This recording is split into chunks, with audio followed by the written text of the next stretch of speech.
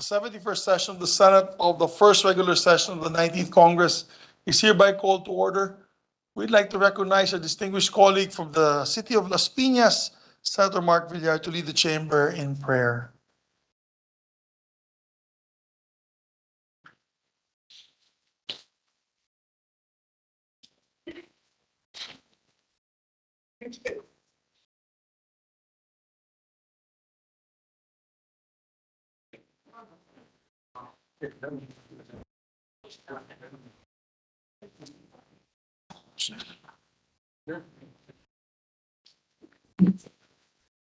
Today, as we gather here in this esteemed chamber, I invite you to bow your heads and join me in a moment of prayer.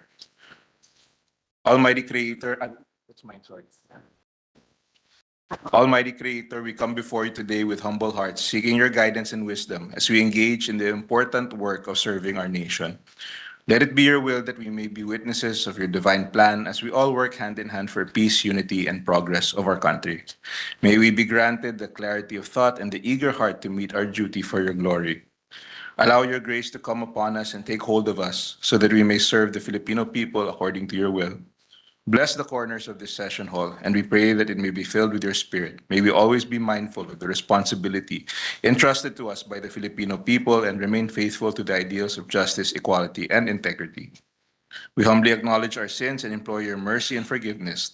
We lift up to you the Philippine Senate, the senators, the officials, the staff, the secretariat, and all those who work here. We pray for your divine hand to always be upon us, guiding our every thought and enlightening our every action. Thank you for this opportunity that we can gather to fulfill our duty as legislators of the Philippines. May you give us guidance to carry wisdom, strength, and dedication to succeed in the things we will discuss today and in the times to come. Make us worthy of your trust and the mission you have bestowed upon us. May integrity and uprightness govern all we endeavor so that all we do will prosper our country and our people.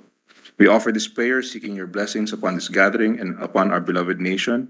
Pagpalain niyo po ang aming mahal na bansang Pilipinas at ang buong sambayan ng Pilipino. This we ask in your mighty name. Amen. Amen.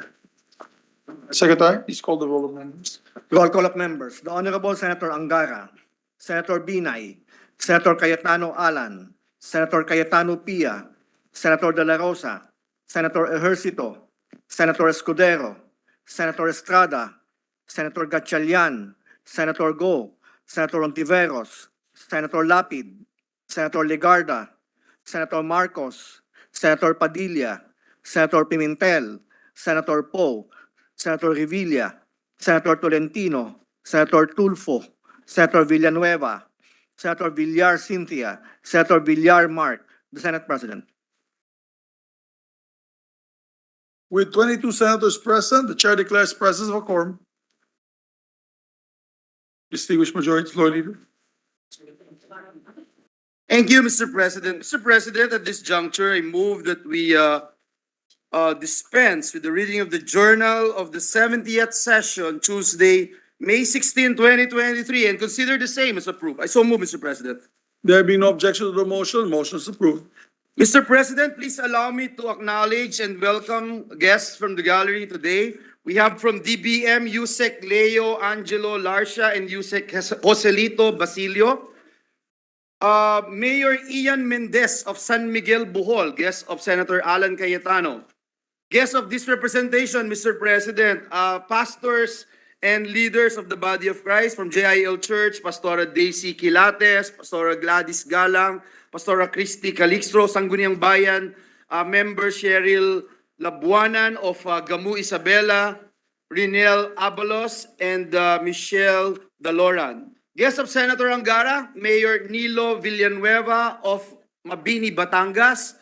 Guest of this representation, members of the IT and Business Process Association of the Philippines. They are all here today. They actually need help, Mr. President, with their sector.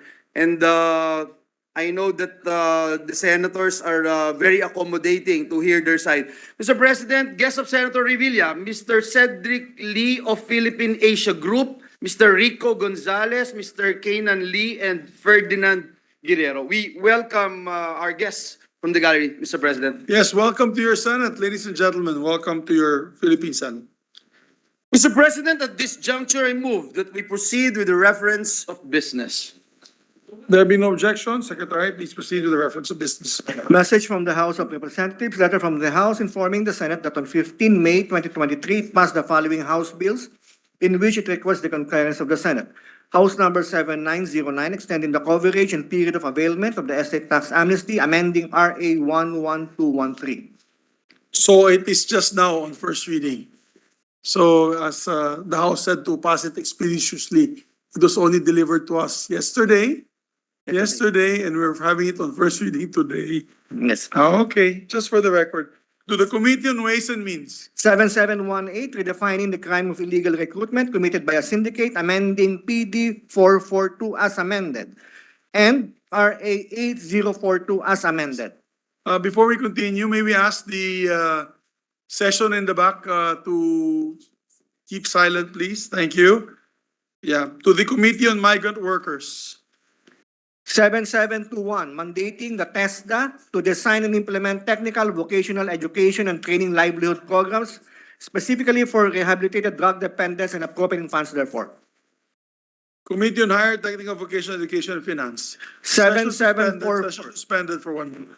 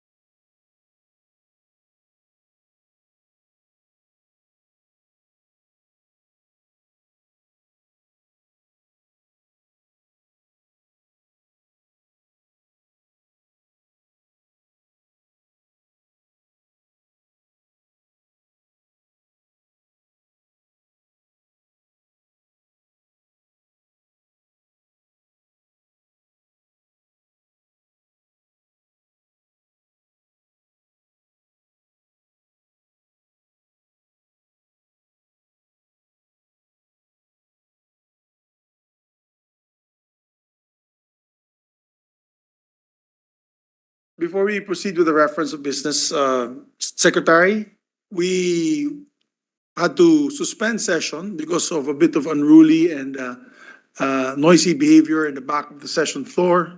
Of course, we have to remind ourselves that we are nationally elected leaders. We are senators of the Republic, and therefore we should always follow proper decorum. And proper decorum is basically having or listening to the proceedings at large. Try to keep try to keep our voices down to a minimum. One of our colleagues stood up and got a bit upset, and she's one of the most senior members of this chamber. And basically, I agree with her by saying that in all the years that she has been a senator, proper decorum has always been followed in this Senate chamber. And as a matter of fact, under Rule 3 of our rules, or subparagraph E, the Senate President would have general control over the session hall and antechambers, corridors, and offices of the Senate, and to maintain order in the session hall, antechambers, corridors, and the offices of the Senate, whenever there's disorder, to take appropriate measures to quell it. Therefore, I'd like to remind our Sergeant at Arms, General Angkan, that when there is an unruly or noisy behavior in any part of this chamber, that our OSA will quickly step in and remind our guests and the staff to please remain silent while session is ongoing. Of course, when session is suspended, that is a different story, but we still have to have order in the session floor. Thank you, our distinguished colleague, Senator Legarda, for reminding us of our duties as nationally elected leaders and to be an example to all elected leaders of the country. So with that, please proceed, Secretary. House Number 7744, Anak Enhancing the Continuing Professional Development of Filipino Professionals as an Integral Component of Career Progression and Specialization Programs and appropriating funds therefore, amending for the purpose RA 10912. To the Committees on Civil Service and Finance. 7763, declaring August 9 of every year as the Philippines-Israel Friendship Day.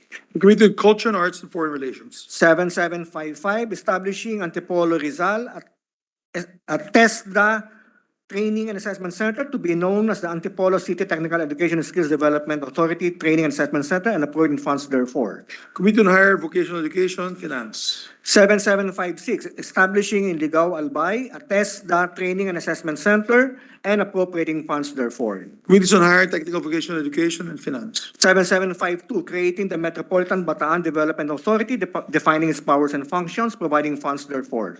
The Committees on Local Government, Government Corporations and Finance. 7764, establishing a special defense economic zone inside the Government Arsenal Defense Industrial Estate located in Camp General Antonio Luna, Lamao, Municipality of Limay, Province of Bataan, creating for the purpose the special defense economic zone and appropriating funds therefore. Committees on Economic Affairs, National Defense, Ways and Means of Finance. Committee Report 65, submitted by the Committee on Justice and Human Rights on House Number 7185, introduced by Representative Alonte, Anak granting Philippine citizenship to Kyle Douglas Yannerman, recommending its approval without amendment, taking into consideration Senate numbers 1500 and 1509, sponsor Senator Tolentino. To the Committee Calendar for Ordinary Business, right? Committee Report 66, jointly by the Committees on Basic Education, Health and Demography and Finance on Senate number 2200 with Senators Gatchalian, Lapid, Go, Binay, Revilla Jr., and Villanueva as authors. Anak promoting mental health and well-being in basic education by institutionalizing a school-based mental health program, establishing care centers, prescribing the creation of new plantilla positions of mental health specialists and mental health associates in the DepEd and appropriating funds therefore and for other purposes. Recommending its approval in substitution of Senate numbers 379 and 1795, taking into consideration House number 6574, sponsor Senator Gatchalian. Calendar for Ordinary Business. Additional reference of business, bills on first reading, Senate number 2186, providing fresh graduates of Philippine tertiary education, universities, college, and training institutions of a one-time cash grant of 5,000 pesos, which they can utilize for job application, initial employment, and settling in. Senator Villar C. To the Committees on Youth, Higher Technical Vocational Education and Finance. 2187, providing for free hemodialysis, peritoneal dialysis, and other Department of Health approved dialysis procedures to all senior citizens. Senator Villar C. To the Committees on Health and Demography, Social Justice and Finance. 2188, declaring a parcel of land in the municipalities of President Manuel A. Rojas, Katipunan, and Siyaan in Zamboanga del Norte, a protected area with the category of protected landscape under the NIPAS to be referred to as the Mount Gutom Protected Landscape, providing for its management and appropriating funds therefore, Senator Villar C. Committees on Environment, Natural Resources, and Finance. 2189, declaring a parcel of land located in Sultan Naga Dimaporo, province of Lanao del Norte, a protected area with the category of protected landscape and seascape under the NIPAS to be referred to as the Sultan Naga Dimaporo Protected Landscape and Seascape, providing for its management and appropriating funds therefore, Senator Villar C. Committees on Environment, Natural Resources, and Finance. 2190, declaring the Olutanga Island Protected Landscape and Seascape located in Zamboanga, Sibugay as a protected area, providing for its management and for other purposes, Senator Villar C. To the Committee on Environment, Natural Resources, and Finance. 2191, establishing the National Center for Geriatric Health and Research Institute, defining its powers and functions, creating regional geriatric specialty centers in DOH-retained hospitals, and appropriating funds therefore, Senator Villar C. The Committee on Health and Demography, Ways and Means of Finance. 2192, providing for a Magna Carta of commuters, Senator Villar C. Committee on Public Services and Finance. 2193, reducing the recoverable system loss rate and for other purposes, Senator Lapid. Committee on Energy and Public Services. 2194, creating the National Museum of Filipino Women and appropriating funds therefore, Senator Lapid. Committees on Women and Children, Culture and Arts, and Finance. 2195, strengthening the mandate of the MTRCB, amending PD 1986 and for other purposes, Senator Lapid. To the Committee on Public Information and Mass Media. 2196, converting the Tawi-Tawi Regional Agricultural College in Bongao, Tawi-Tawi into a state college to be known as the Tawi-Tawi State College of Agriculture, appropriating funds therefore, Senator Marcos. Committees on Higher and Technical Vocational Education, Ways and Means of Finance. 2197, amending RA 11213 as amended by RA 11569 and further extending the period of availment of estate tax amnesty, Senator Gatchalian. Committee on Ways and Means. 2198, providing free legal assistance to any officer or enlisted personnel of the AFP, PNP, BJMP, and the Philippine Coast Guard on any charge before the prosecutor's office, court, or any competent body arising from an incident or incidents related to the performance of official duties, Senator Marcos. Further, Committees on National Defense, Public Order, and Finance. 2199, mandating law enforcement officers to use body-worn cameras during law enforcement and special police operations, providing funds and for other purposes, Senator Tulfo. Committee on Public Order, Dangerous Drugs, and Finance. 2201, prescribing the use of neo-ethnic Philippine textiles in the academic regalia of all state and local universities and colleges, appropriating funds therefore, Senator Binay. Committee on Higher Technical Vocational Education, Science and Technology, and Finance. 2202, declaring a parcel of land in Maria Aurora and San Luis in the province of Aurora in the municipality of Bongabon, province of Nueva Ecija, a protected area with the category of protected landscape under the NIPAS to be referred to as the Aurora Memorial Protected Landscape, providing for its management and appropriating funds therefore, Senator Villar C. The Committee on Environment, Natural Resources, and Finance. 2203, establishing Mount Sotut, located in Mayantok and San Jose, Tarlac, as a protected area under the category of protected landscape pursuant to RA 7586 as amended by RA 11038 and for other purposes, Senator Villar C. Committees on Environment, Natural Resources, Ways and Means of Finance. 2204, declaring a parcel of land in Polangi and Owas and cities of Ligao and Tabaco in Albay, a protected area with the category of protected landscape under the NIPAS to be referred to as the Mount Masaraga Protected Landscape, providing for its management, appropriating funds therefore, Senator Villar C.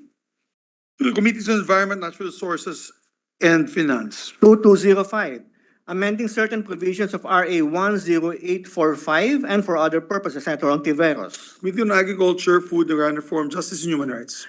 Resolution, Senate Joint Resolution Number 2, Joint Resolution increasing the subsistence allowance of all officers and enlisted personnel of the AFP and of all commissioned and non-commissioned personnel of the PNP from 150 pesos to 250 pesos, Senator Tulfo. Committee on National Defense, Security and Peace Unification, and Finance. Proposed Senate Including Public Order, Dangerous Drugs, and Finance. Proposed Senate Resolution 615, expressing the profound sympathy and sincere condolences of the Senate on the death of revered statesman from Nueva Vizcaya, Governor Carlos Padilla. Senators Lapid and Escudero. Committee on Rules. Majority Leader. Thank you, Mr. President. Mr. President, at this juncture and with the permission of the body, I move that we transfer from the calendar for ordinary business to the calendar for special orders. Committee Report number 66 on Senate Bill number 2200. This is the bill on Basic Education, Mental Health, and Well-being Promotion Act. I so move, Mr. President. There being no objection to the motion, Majority Floor Leader, motion is approved. Mr. President, I move that we consider Senate Bill number 2200 under Committee Report number 66. There being no objection, the motion is approved. We ask the Secretary to read the title of the measure. An act promoting mental health and well-being in basic education by institutionalizing a school-based mental health program, establishing care centers, prescribing the creation of new plantilla positions of mental health specialists and mental health associates in the Department of Education, appropriating funds therefore and for other purposes. Mr. President, to sponsor the measure, may we recognize the distinguished gentleman from the great city of Valenzuela, Senator Win Gatchalian, Chairperson of the Committee on Basic Education, to deliver the sponsorship speech. Our distinguished colleague from the city of Valenzuela is recognized, Senator Sherwin Gatchalian. Thank you, Mr. President. Magandang hapon po. Mr. President, distinguished colleagues, a pleasant afternoon to you all. It is an honor to stand before you today and introduce a landmark legislation that aims to confront a crucial concern in our basic education sector, the mental health problems plaguing our children and youth. As I speak at this very moment, there are children and adolescents who are struggling with mental health. They wake up every morning finding it hard to get out of bed, battling anxiety and depression, feeling lost and alone. This reality poses a grave threat to their well-being, academic success, and future. Sa kasamaang palad, marami pa rin sa atin ang hindi lubos na nakakaunawa sa usaping ito. Marami pa rin sa atin ang inaakalang simpleng tulog at pahinga lamang ang solusyon upang matugunan ito. At ang pinakamalala sa lahat, marami pa rin sa atin ang apektado ng suliraning ito. Ngunit bigong makahingi ng angkop at profesional na tulong. Ika nga nila, ang mental health crisis ay isang silent killer. Unfortunately, the COVID-19 pandemic has further exacerbated the mental health challenges faced by our youth. The pandemic has brought about unprecedented levels of stress, uncertainty, anxiety, and fear, and the restrictions imposed to curb the spread of the virus have made things even worse. With the closure of schools and the shift to online learning, learners have been isolated from their classmates, playmates, friends, teachers, and mentors, leading to a sense of loneliness and detachment. As a result, the mental health and emotional well-being of our youth have significantly been compromised. In fact, in school year 2021 to 2022, the number of learners who were reported to have committed suicide and attempted suicide is staggering. As schools nationwide opened after 375 days or 1.8 years of school closures, which is the longest in the world, figures from the Department of Education revealed that 2,147 learners attempted to commit suicide, while 404 learners took their own lives. Mr. President, every life is precious, and one life lost is one too many. It is heartbreaking to know that in a single school year, over 400 learners ended their lives. Each one of them had his or her own aspirations and the potential to succeed in life. They could have landed their dream jobs, made groundbreaking discoveries, or could have become global advocates for mental health awareness. In recent years, we have also witnessed disturbing incidences that demonstrate the impact of mental health problems on the Filipino youth. In October 2020, a 16-year-old grade 11 student from the town of Tupi, South Cotabato, committed suicide due to the pressure and difficulty of learning school modules. Prior to the incident, the learner reportedly complained to his mother that he could not answer the task in the learning modules, especially in mathematics. In January of this year, we also heard the news of a 13-year-old student who tragically lost his life after being stabbed by his 15-year-old classmate. It is heartbreaking to learn that the suspect claimed the victim had been bullying other students. Mr. President, these events serve as a stark reminder of the pressing need to prioritize mental health in our schools. Mental health issues can have a significant impact on the development of our learners, leading to poor academic performance, concentration difficulty, poor social relationships, and in extreme cases, suicidal tendencies. This is also the reason why the World Health Organization recognizes the critical role of schools as primary mental health support system for students by enabling the planning and implementation of a broad spectrum of mental health actions that encompass promotion, prevention, intervention, and rehabilitation. It is essential to note that Republic Act number 11036, also known as the Mental Health Act, clearly defines the role of the Department of Education in the execution and implementation of mental health promotion in educational institutions. Apparently, the DepEd revised the School Safety Assessment Tool, or SSAT, to mobilize and prepare the schools for the safe, effective, and efficient conduct of the progressive expansion of face-to-face learning. One of the main areas of SSAT is the well-being and protection, where schools are mandated to maintain the provision of basic mental health services and psychosocial support to ensure the well-being and protection of our learners. Furthermore, the DepEd has recognized the importance of guidance counselors in schools. According to Department Order number 77, series of 2010, based on DepEd DBM organization and staffing standards, there should be one guidance counselor for every 500 learners at the secondary level. However, with 23.98 million basic education learners for school year 2022 to 2023, the country is facing a significant shortage.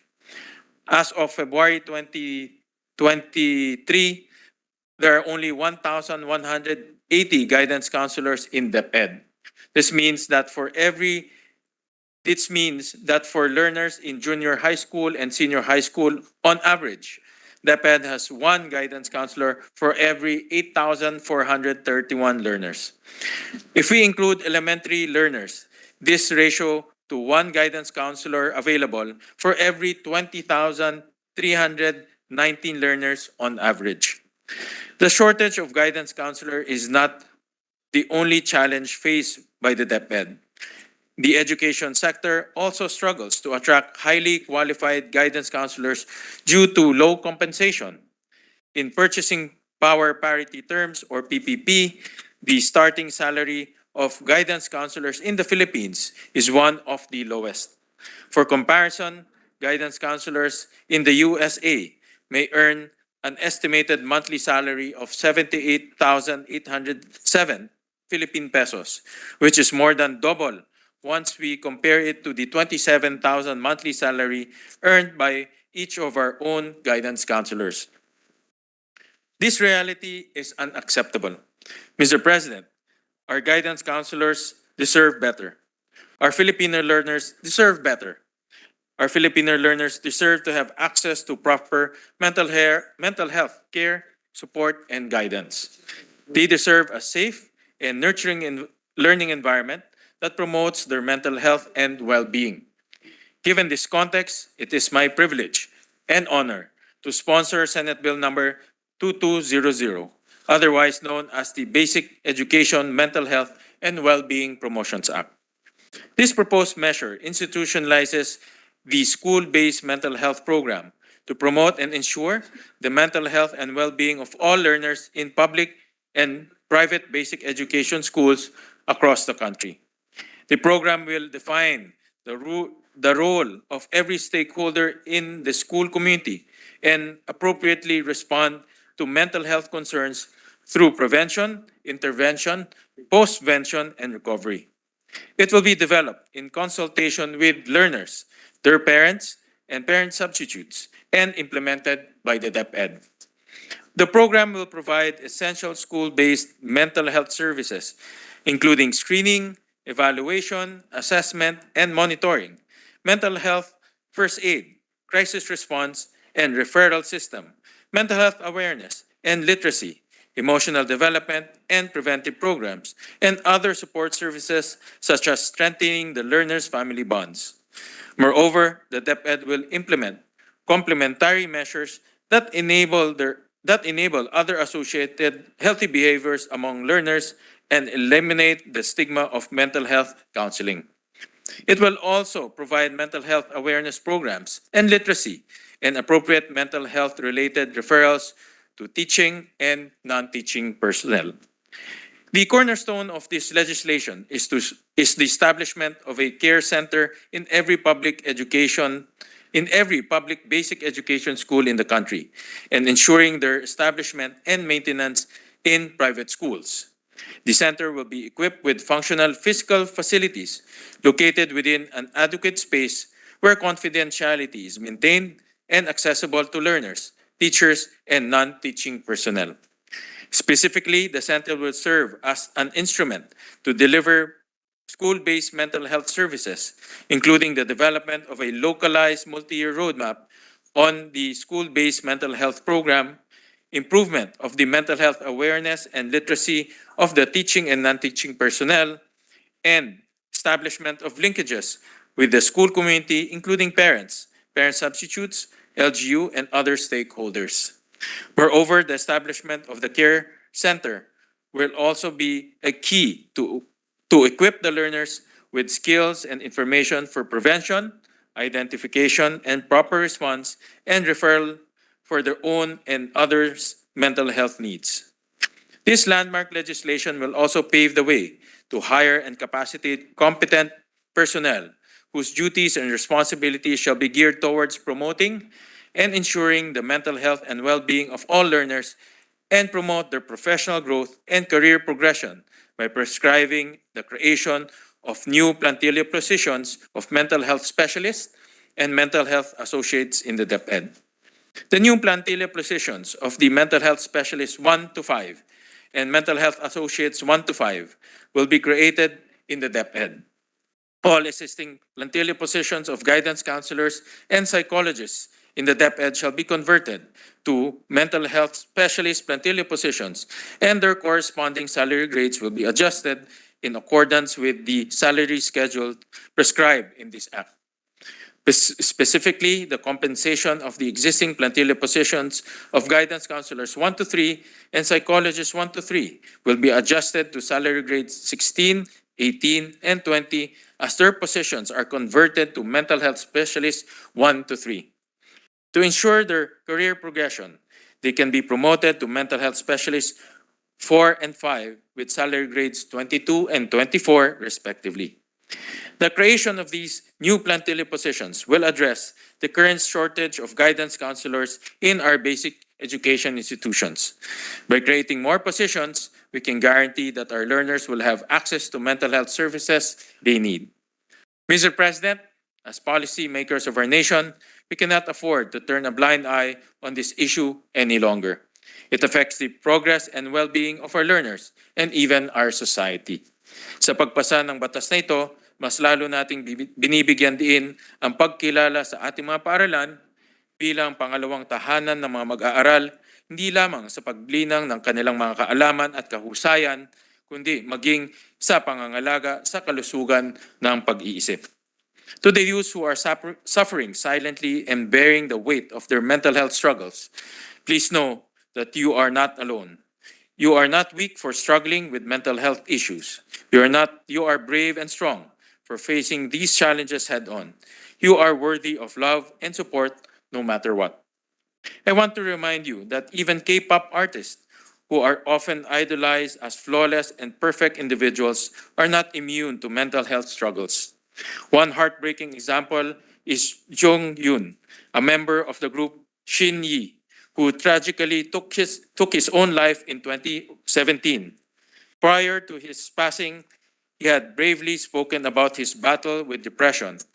In a note made public a day after his death, the 27-year-old expressed feeling deeply broken from inside. In 2019, Suli, a former member of K-pop FX, also ended her life. She was known for her outspokenness regarding mental health issues, cyberbullying, and women's rights. Unfortunately, her advocacy subjected her to intense scrutiny and online backlash. These incidents tell us one thing.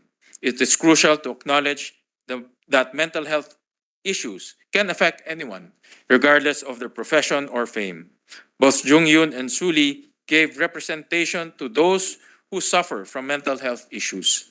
Their narratives highlight the importance of addressing mental health issues in the entertainment industry and beyond. Mr. President, by passing and implementing this proposed measure, we can increase awareness among young people that seeking help from mental health specialists and associates is always an available option within their learning community. This can encourage more youth to seek support and guidance whenever they need it in promoting their overall well-being. In closing, I express my heartfelt appreciation to our esteemed colleagues who co-authored this bill. Majority Leader Senator Joel Villanueva, Senator Nancy Binay, Senator Bongo, Senator Lito Lapid, Senator Bong Revilla. I also extend my gratitude to the numerous stakeholders who participated rigorously in this bill's legislative process. Their unwavering support, invaluable input, and active participation in the public hearings and 8 technical working group sessions have been the driving force behind the crafting of this substitute bill. Their invaluable support and contributions have been instrumental in making this bill a reality. Mr. President, esteemed college, we cannot continue to allow our learners to suffer in silence. It is up to us to create a world where mental health is valued, where those who are struggling are not judged or dismissed, but embraced with understanding and care. We owe it to our children, provide them with an education that is not only academically driven, but also mentally and emotionally enriching. Only then we can truly say that we are providing our learners with quality education. Thank you very much, Mr. President, esteemed colleagues. Thank you very much, distinguished colleague, Senator Gatchalian. Mr. President, Senator Lauren Ligarda would like to insert for the record her co-sponsorship speech. We take note of that manifestation. Thank you, Mr. President. May I also be recognized to deliver a very short co-sponsorship speech, Mr. President? Please proceed. Majority. Thank you, Mr. President. You know very well how important and passionate this representation is when it comes to mental health.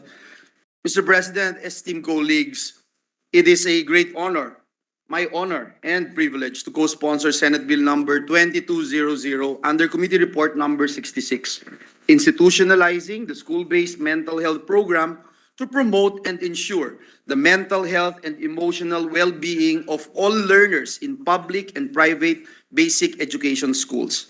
Again, for the record, we would like to thank and in full gratitude commend our sponsor, our seatmate, our brother, Senator Sherwin Gatchalian, for his hard work on this very important piece of legislation. Mr. President, during the committee hearing on this measure, it was revealed that 404 students in various parts of the country committed suicide, and 2,147 others attempted to take their own lives during the school year 2021 to 2022, as most schools were still closed due to the pandemic. Ginoong Pangulo, napakasakit pong pakinggan at marinig ang mga datos na ibinigay po sa atin. 5 years ago, Mr. President, we passed the Mental Health Act with the hope that we will finally address the concerns of our fellow Filipinos who are in dire need of accessible mental health care. As one of the authors of the landmark law, we pushed for the inclusion of mechanisms for suicide prevention, among others with attention to the concerns of the youth, considering that the youth is among the age group that is particularly vulnerable to extreme emotions, attitudes, and behaviors. This is reflected in the 2021 Young Adult Fertility and Sexuality Study led by University of the Philippines Population Institute, which found that close to 1 in 5 Filipino youth aged 15 to 24 has considered ending their life. Kaya naman po, Ginoong Pangulo, kasabay ng panawagan para sa full implementation ng Mental Health Act ay ang pagbibigay po natin ng buong suporta sa pagsasabatas ng Basic Education, Mental Health and Wellbeing Promotion Act. The school-based mental health program that will be institutionalized under this measure will help promote mental health awareness and manage the mental health concerns of all learners, including the prevention of suicide in schools. School-based mental health services, including screening, evaluation, assessment, and monitoring. Mental health first aid, crisis response and referral system, emotional, developmental, and preventive programs and other support services will also be provided to our learners. Mr. President, it is our fervent hope that with the passage of this particular measure, the youth will finally have enough support system that will help foster their mental, emotional, and overall health and well-being. We also hope and pray that stigma and discrimination surrounding mental health will finally be removed with these policies and programs to be in place. Muli, Ginoong Pangulo, maraming salamat. Maraming salamat sa ating sponsor at mga kasamahan dito sa Senado. Thank you, Mr. President, esteemed colleagues. God bless us all. Thank you very much, Majority Floor Leader. This juncture, Mr. President, I move that we recognize our Deputy Minority Leader, Senator Risa Ontiveros, to deliver her co-sponsorship speech. So move, Mr. President. Our Deputy Minority Floor Leader, Senator Risa Ontiveros, is recognized. Salamat kaayo, Mr. President. Mr. President, I would like to express my gratitude to Senator Sherwin Gatchalian and our other colleagues, including the Majority Leader, for putting forward the Basic Education, Mental Health, and Wellbeing Promotion Act, or Senate Bill 2200, for consideration. I fully support the proposal and believe that it will greatly enhance the mental health programs in schools, as well as further strengthen our existing Mental Health Act, or RA 11036. I believe that the proposal will effectively provide the much-needed support for mental health services by developing a localized multi-year roadmap on the school-based mental health program, by establishing care centers, and by creating plantilla positions for mental health specialists and psychologists.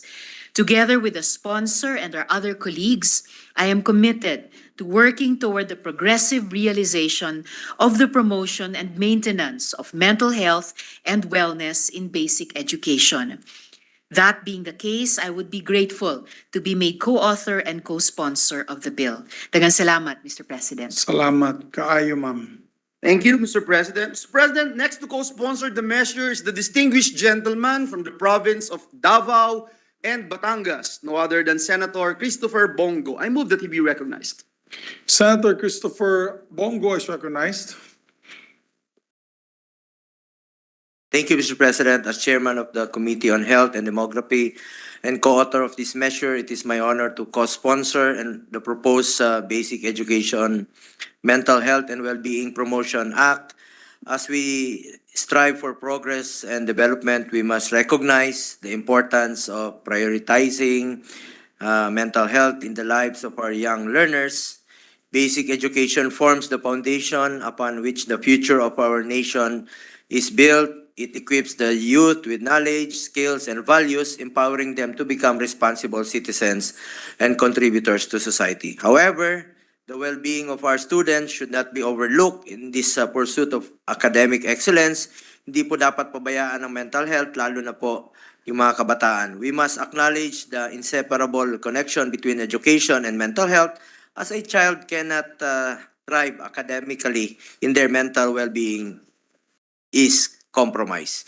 Even before the pandemic, former President Rodrigo Duterte and I have always supported measures promoting the mental health of our Filipino people. In fact, in 2018, he signed the Philippine Mental Health Bill into law to ensure that mental health care services are more accessible to everyone. But as discussed with the Department of Health, much has to be done to fulfill the goals of the law.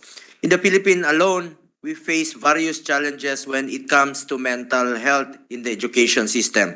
According to a World Health Organization study in 2007, 16% of Filipino children had mental disorders, and this figure could be more in the present.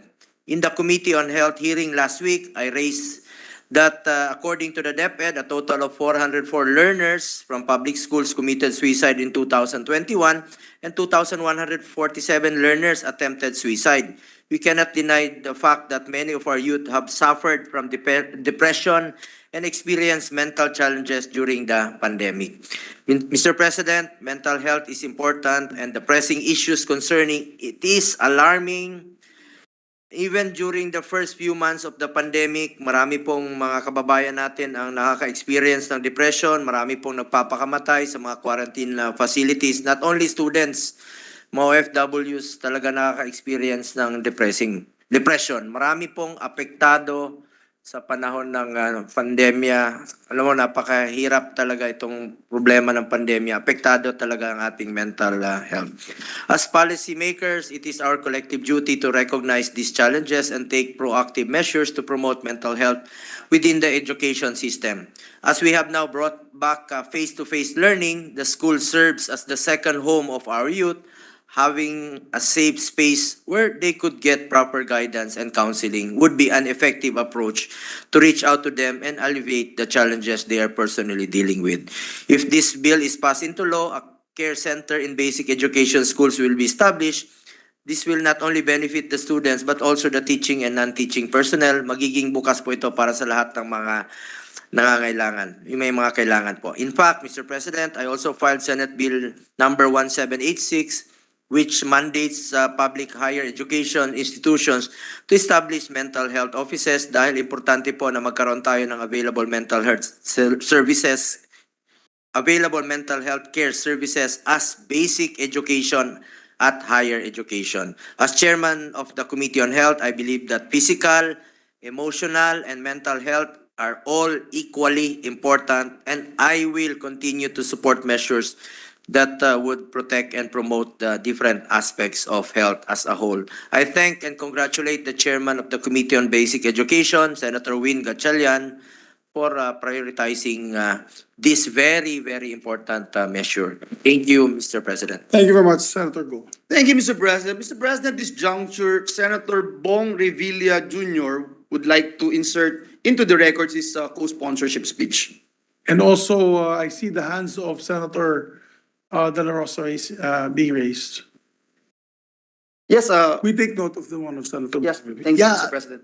Mr. President, Majority Leader, I just would like to manifest that I be made as co-author and co-sponsor of this measure, and I will just insert into the records my sponsorship speech, Mr. President. Thank you. Yes, Mr. President, together with Senator Sani Angara and Senator Loren Ligarda, Mr. President. And can I also be given the honor to Yes. co-author from the sponsor?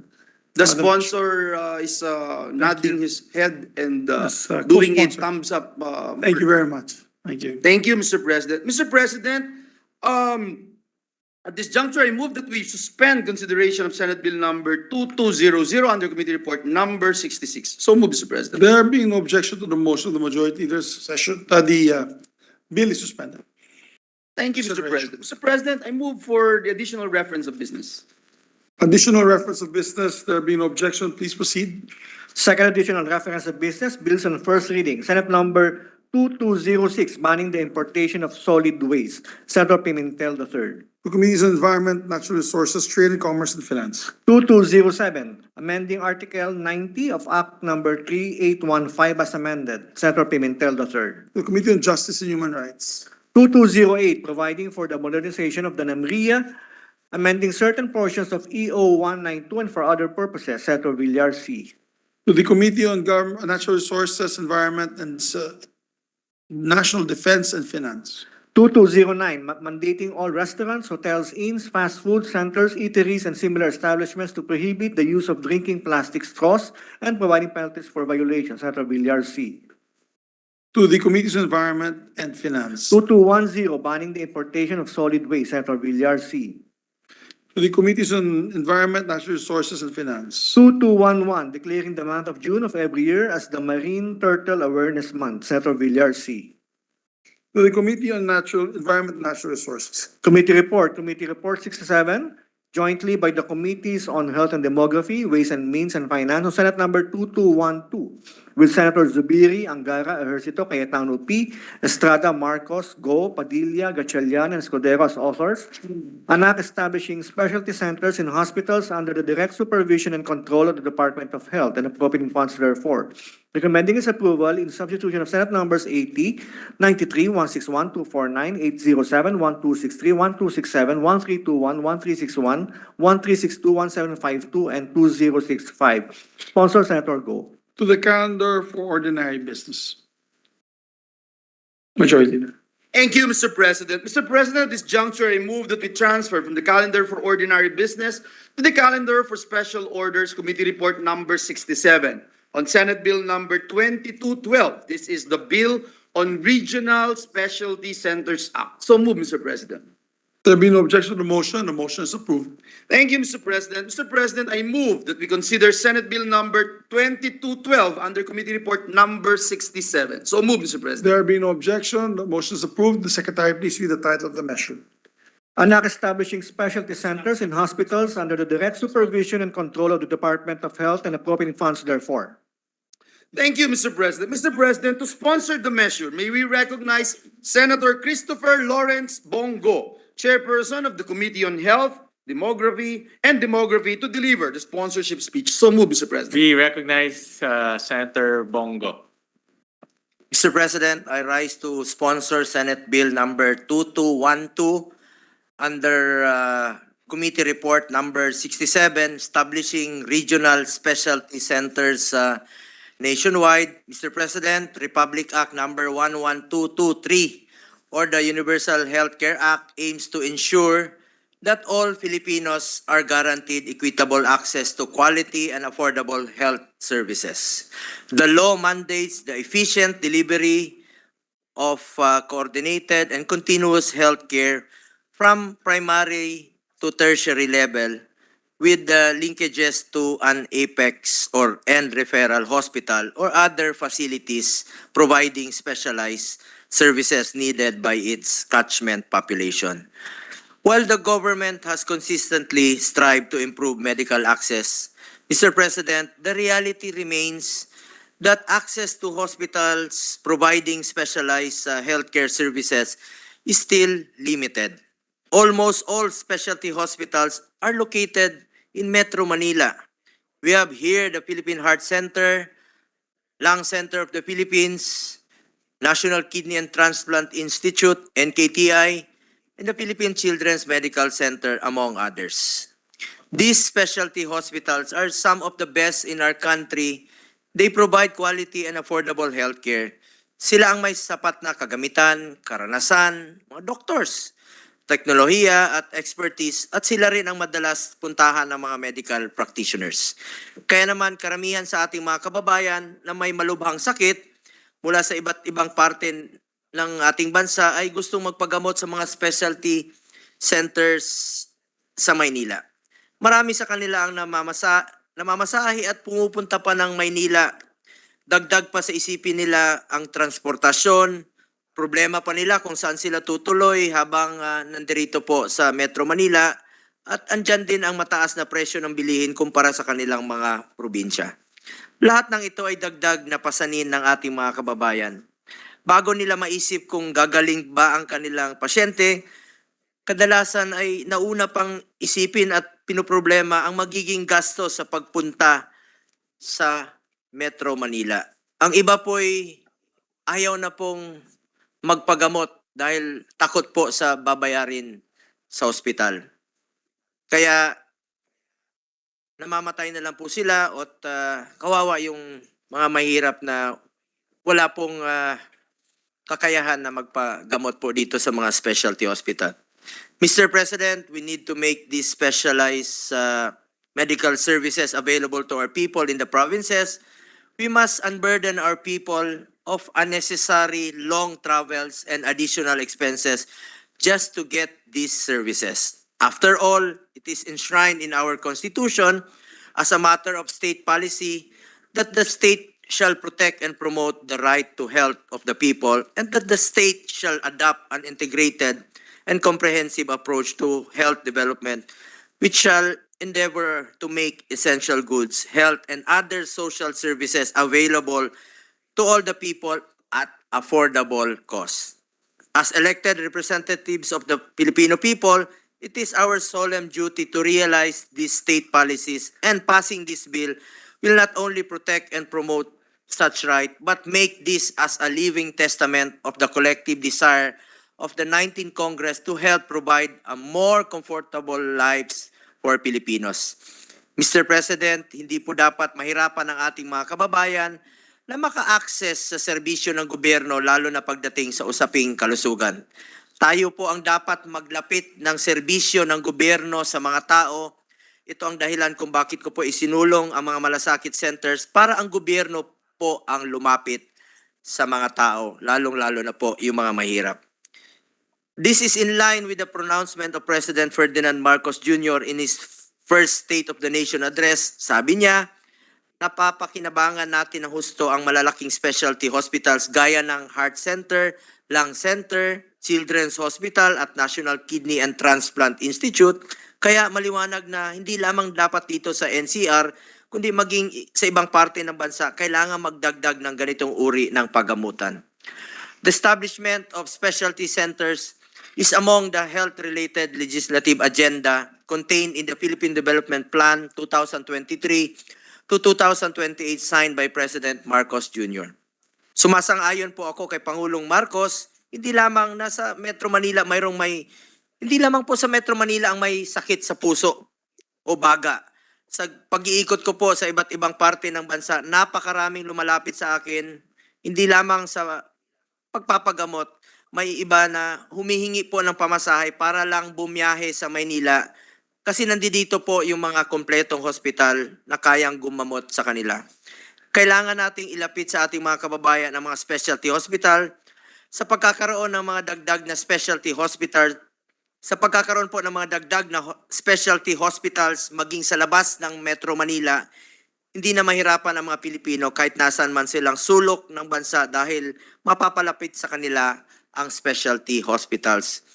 This is also a way, Mr. President, to decongest our specialty hospitals in Metro Manila. For instance, the establishment of mental health centers in various DOH hospitals would help decongest the National Center for Mental Health. Napakasikip na po dyan sa Mandaluyong. During the committee hearing, Mr. President, it was unanimously recommended by the DOH and the specialty hospitals that the establishment of specialty centers in existing DOH hospitals sa mga rehiyon po, sa mga regional hospitals, is more cost-efficient, practical, and time-saving, considering that the healthcare experts in the regions and other personnel are already available and accessible in these hospitals. Further, the infrastructure and equipment would just have to be upgraded and complemented as compared to constructing totally new specialty hospitals. This direction is in line with the department order issued by the Department of Health in 2021, designating selected DOH hospitals as specialty centers. While the policy is already provided, such order serves only as a guide for the DOH and its hospitals. Legislative mandate is needed to ensure continuous funding and to guarantee that the establishment of specialty centers in DOH hospitals will be prioritized by the government. The substitute bill is a consolidation of the different proposals relating to specialty hospitals and centers. No less than Senate President Mig Subiri serves as the principal author of the bill. We also have Senator Sani Angara, Senator J.B. Ejercito, Senator Chis Escudero, Senator Pia Cayetano, Senator Jingo Estrada, Senator Amy Marcos, Senator Robin Padilla, Senator Win Gatchalian, and this representation as authors. Senator Bong Revilla also signified his interest to co-author the measure, and also Senator Bato de la Rosa. Mr. President, this proposed measure mandates the DOH to establish specialty centers in identified DOH hospitals in every region. Within 5 years, the DOH shall establish at least one specialty center in every region with particular focus on establishing heart, lung, and kidney centers, which shall replicate the capabilities of the national specialty centers in Metro Manila. The criteria for the establishment of specialty centers are also provided, such as evidence of the health needs and demands of in the catchment population, geographic and physical access to the hospital, role of the DOH hospitals as referral for healthcare provider networks, availability of competent health human resources for specialized healthcare, and operational and financial performance of the DOH hospital. The Department of Health, in coordination with the National Specialty Centers, shall ensure that the specialty centers in DOH hospitals have expert personnel and medical specialists provided with necessary training and appropriate specialist equipment. The DOH is also required to include capital outlay investments for designated specialty centers through the Health Facilities Enhancement Program and shall coordinate with the Department of Budget and Management in the development of the staffing pattern and standards for specialty centers.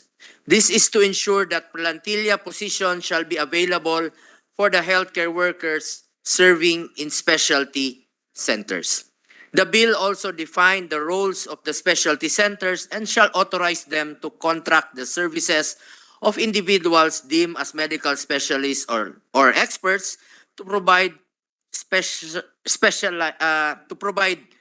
specialty training and technical assistance to specialty centers.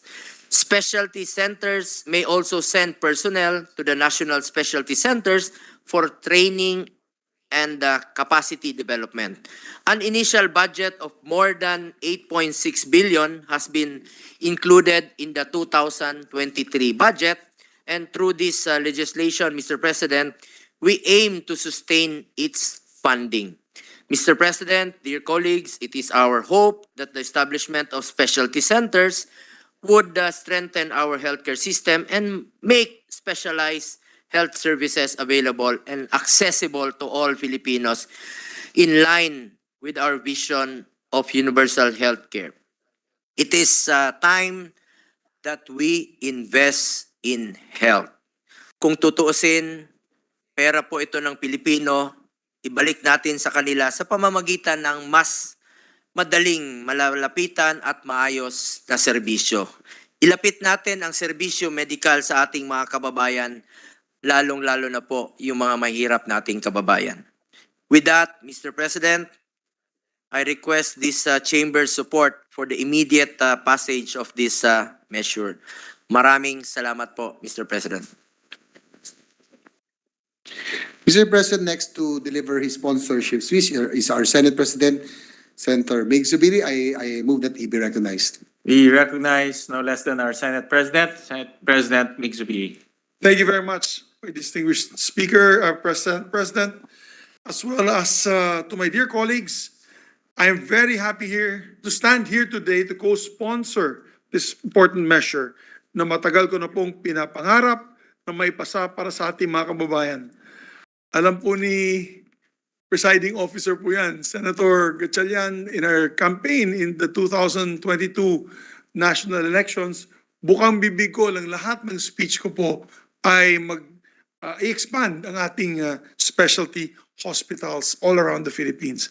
Bilang taga Mindanao, like our minority floor leader, and like our sponsor, Senator Bongo, talagang priority ko po itong Regional Specialty Centers Act dahil alam ko pong hirap na hirap ang ating mga kababayan sa mga probinsya na makakakuha ng specialized medical care mula sa mga specialty hospitals natin gaya ng Philippine Children's Medical Center, Philippine Heart Center, Lung Center of the Philippines o National Kidney Transplant Institute na lahat po ay dito sa Metro Manila, particularly in Quezon City.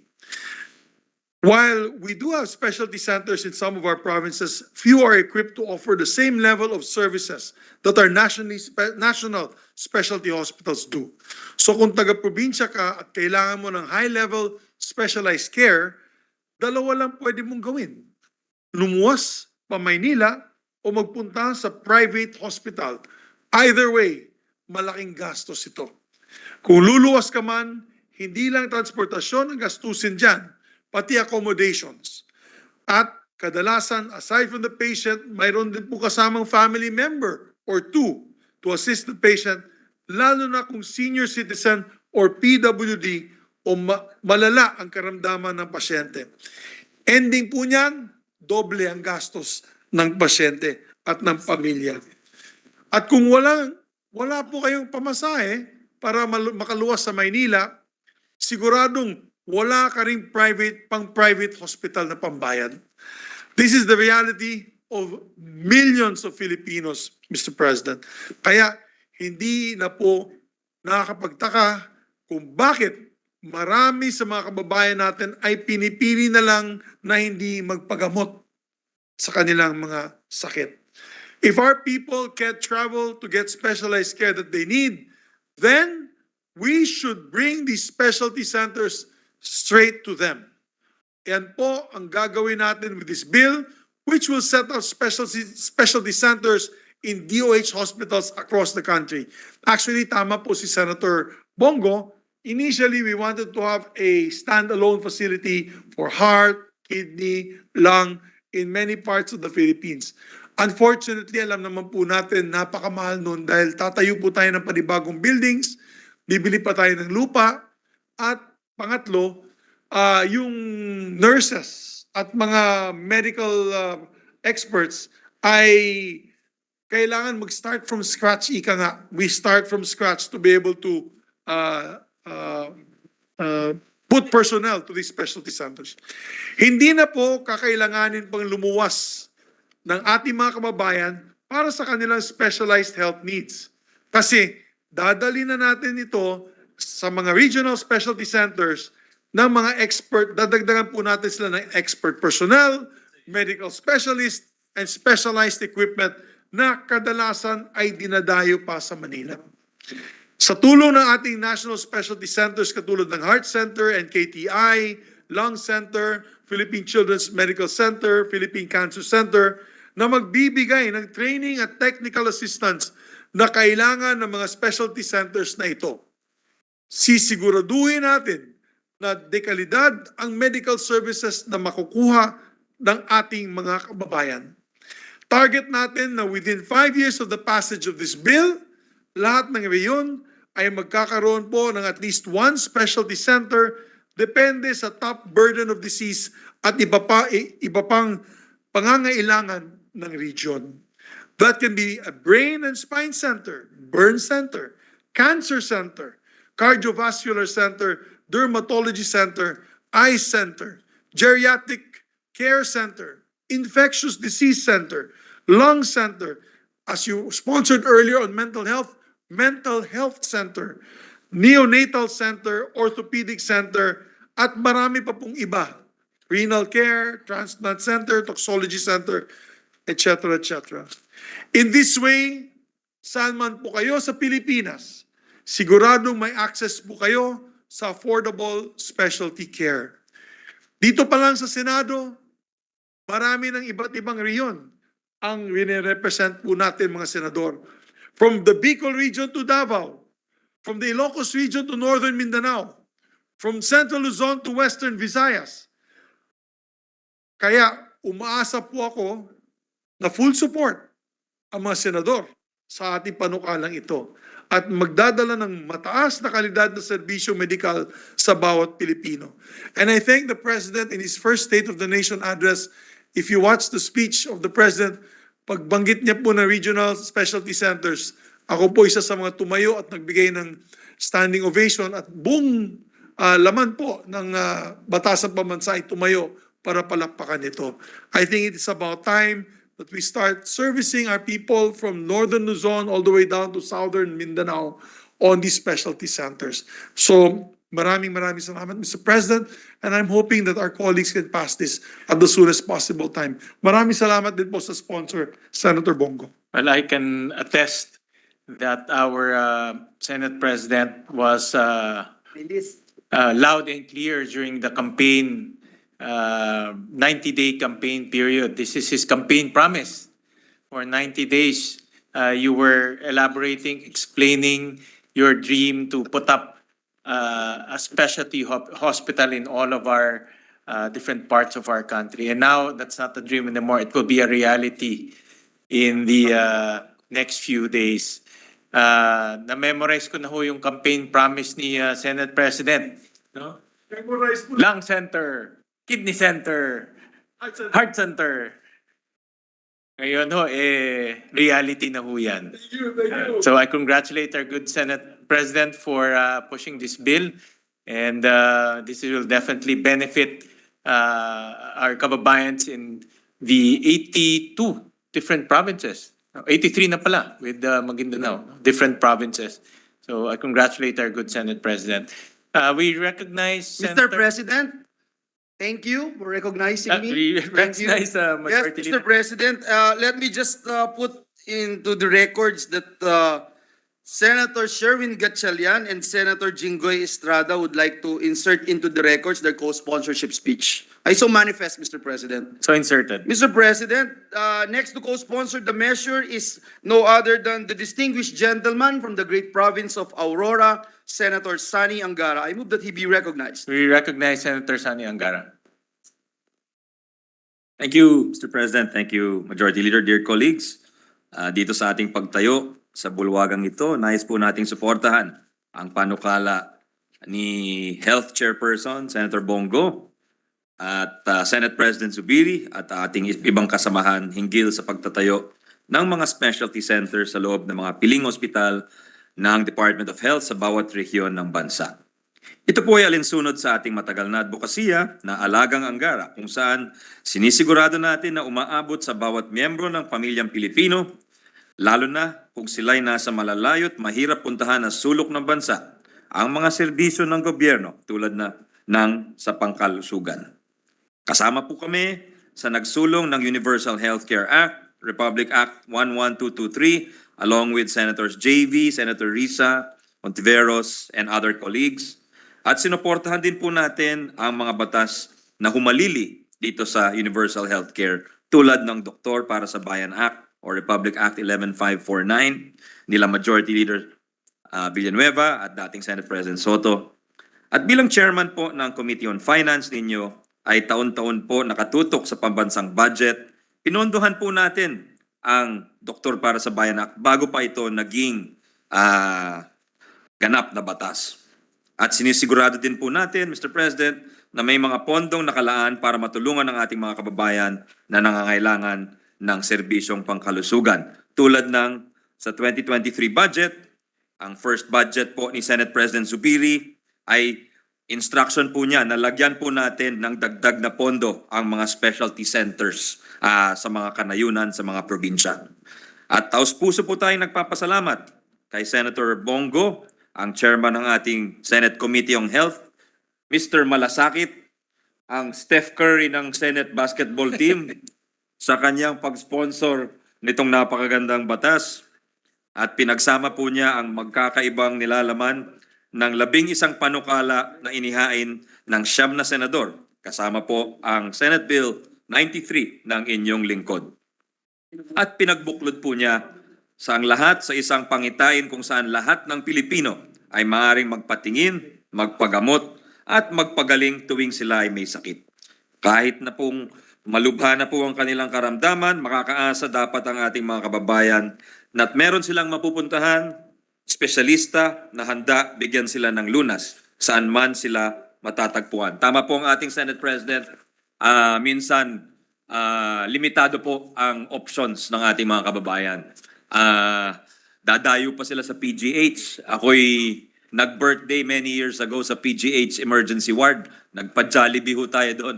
At nagugulat ho tayo dahil pag tinanong po natin saan pinanggalingan ng ating mga kababayan dun sa ER at sa iba't ibang lugar sa PGH, meron pong taga Maguindanao, meron pong taga General Santos, meron pong taga Batangas, meron pong kung saan-saan pong sulok ng bansa galing yung mga pasyente sa Philippine General Hospital, which is acknowledged as one of the outstanding hospitals and probably the preeminent government hospital, Mr. President. Kaya po matagal na pong hiling ng taong bayan na dapat mas malapit po sa kanila ang sistemang pangkalusugan ng ating bansa. Nung unang sona ni President Bongbong Marcos, malakas ang palakpak at hiyaw ng mga kababayan po natin at ng mga mambabatas at may standing ovation pa si Senate President Zubiri sa likuran ni President Marcos dahil alam niyang isa sa katuparan na po yung matagal nating hangarin na magkaroon tayo ng mas mataas na uri at antas ng paggamutan na pakikinabangan ng marami. Philippine Heart Center, Lung Center, Philippine Children's Medical Center, National Kidney and Transplant Institute, Philippine Cancer Center, among others, Mr. President. Hindi lang naman sa Maynila lamang ang mga nagkaka-cancer, ang nagkakasakit sa puso, ang nangangailangan ng dialysis o nagkakaroon ng karamdaman sa baga. Kung tutusin nga, marami sa mga may sakit ay hindi taga-NCR. Naniniwala po tayo, Mr. President, na malaki ang magiging ambag kapag may sa batas ang panukalang sinusulong ni Chairperson Go at Senate President Zubiri at ang ating kababayan. Halimbawa po, isa sa mga problemang maiibsan ay itong kakulangan ng mga espesyalista, doktor at mga healthcare workers sa kanayunan. Ayon po sa isang pag-aaral ng PIDS or Philippine Institute for Development Studies nitong taong 2019, natagpuan na mas mababa sa 25% ng mga lungsod at bayan or cities and municipalities ng ating bansa ang may health human resource or HHR density na mas mataas sa 41 physicians, nurses, and midwives per 10,000 population na itong pamantayan po ng World Health Organization or WHO.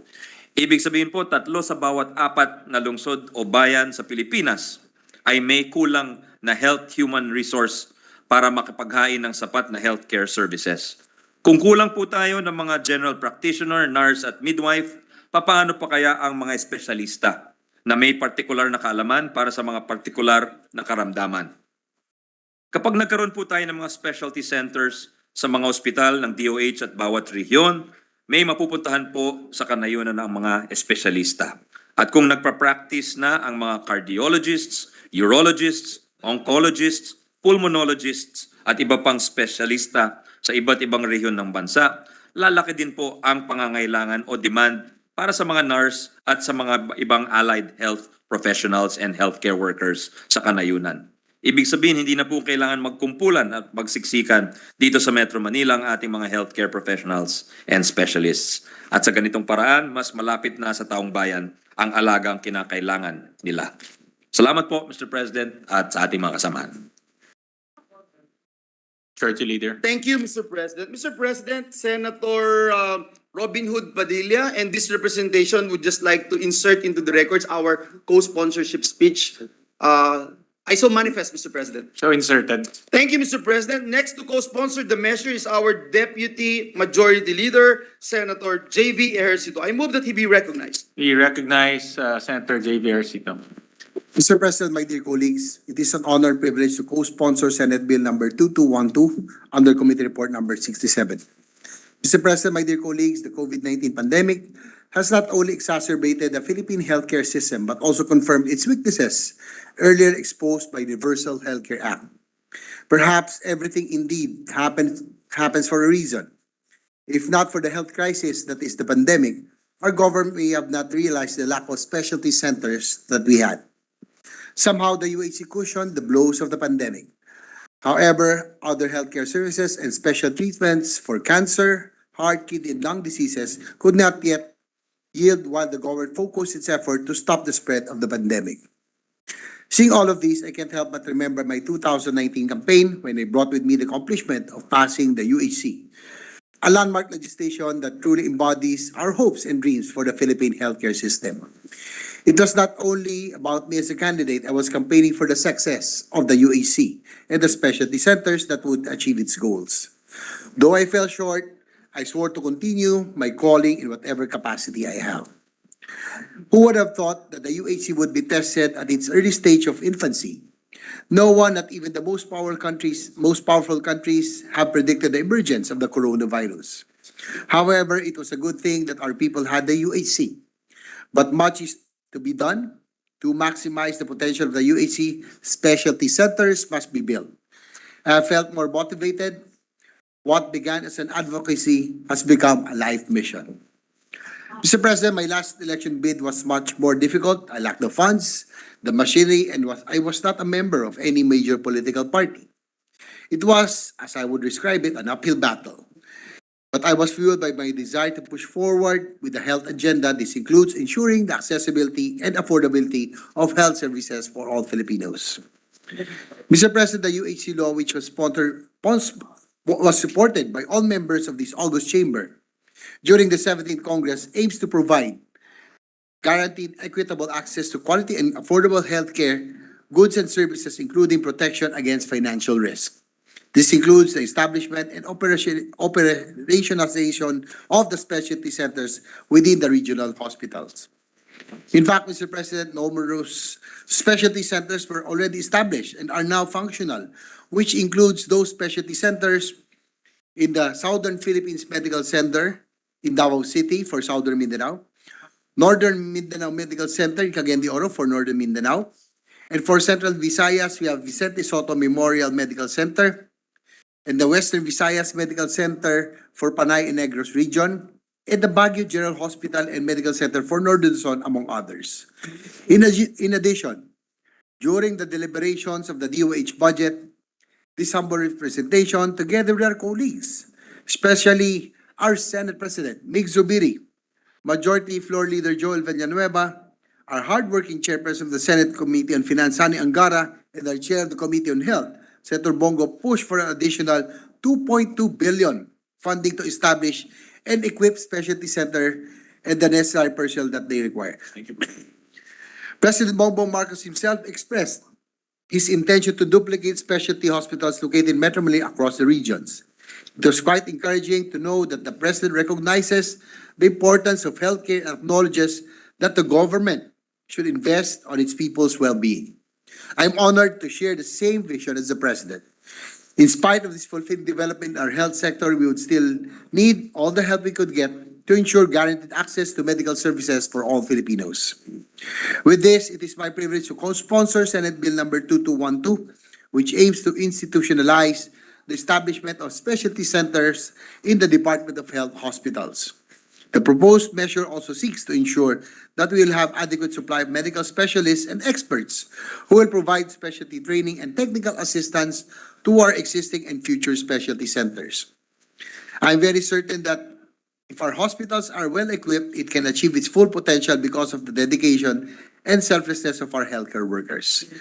Again, I'm very proud, Mr. President, to be part of this Senate again, especially during the last budget deliberation that we added an additional 2.2 billion for the budget of the specialty centers. It will now be realized sooner in the next coming years, Mr. President. Ang hadikay po natin, ito ay makatulong upang mas maging epektibo ang ating implementasyon ng Universal Healthcare Act. Kapag mas marami at mas malapit ang mga specialty centers, hindi lamang makakatipid sa pamasahe mga pasyente, makakatipid din sila sa pagod mula sa biyahe. Literal nating ilalapit ang government healthcare services sa ating mga kababayan. Muli, Mr. President, ihatid po natin sa ating mga kababayan ang pag-aalaga na nararapat nilang matanggap. Maraming salamat. Thank you very much, Mr. President. Majority Leader. Thank you, Mr. President. Mr. President, next to co-sponsor the measure is the distinguished gentleman from the great province of Cavite, no other than Senator Ramon Bong Revilla Jr. I move that he be recognized, Mr. President. We recognize Senator Bong Revilla. Thank you, Mr. President. I join the sponsor, Senator Bongo, in pushing for this measure that intends to ensure quality in the equality in the quality of healthcare across the country. Investing in health is always a step in the right direction. No ifs and buts. for the best service for our kababayans. Hindi kaila sa ating lahat ang mga gabundok na requests para sa medical assistance. Ang haba ng pila sa ating mga pagamutan o ang mga datos ng mga namamatay na hindi man lamang nakikita o nabibigyan ng karampatang lunas ng isang health professional. Hangad nating mailapit ang mga eksperto ng kalusugan sa bawat Juan at Juana na nangangailangan sa mga nayon at rehiyon, gaano man kalayo sa kabihasnan. Ang ginagawa lamang natin ay inihahatid ang serbisyo medikal sa taong bayan bilang pagkilala sa ating heograpiya. It aims to give strategic access for health to the regions. Walang naiiwan, walang maiiwanan. Serbisyong pangkalusugan na tapat at karapat-dapat para sa ating mga kababayan ang nais nating tiyakin. Kaisa ako sa pagtugon na ating makakamit ang isang malakas at malusog na bayan. Maraming salamat po, Mr. President.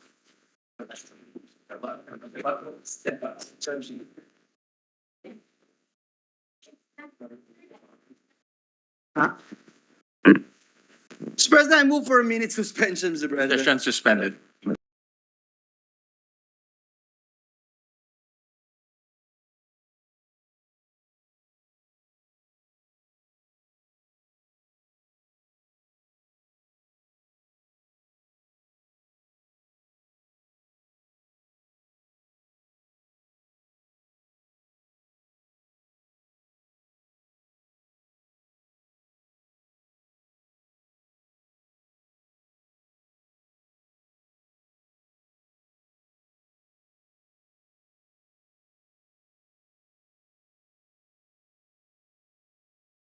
Next to co-sponsor the measure is the distinguished lady from the city of Taguig and Pateros, no other than Senator Pia Cayetano. I move that she be recognized. We recognize Senator Pia Cayetano. Thank you, Mr. President. Mr. President, I rise to co-sponsor Senate Bill number 2212 under Committee Report number 67, or otherwise known as the Regional Specialty Center Act. The said measure took into consideration my Senate Bill number 249. Mr. President, much has been said about this measure. Obviously, I am a supporter because I have filed a measure on this. But what I would like to focus on is the fact that what makes this bill special is that the specialty centers will be within the DOH hospitals. It is not difficult to recognize the need for specialty centers around the country.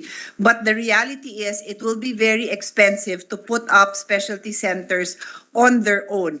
So this bill, which provides for the specialty centers to be within the DOH hospitals, solves a big part of this problem. It will be much more economical precisely because it will be able to make use of the existing DOH facilities.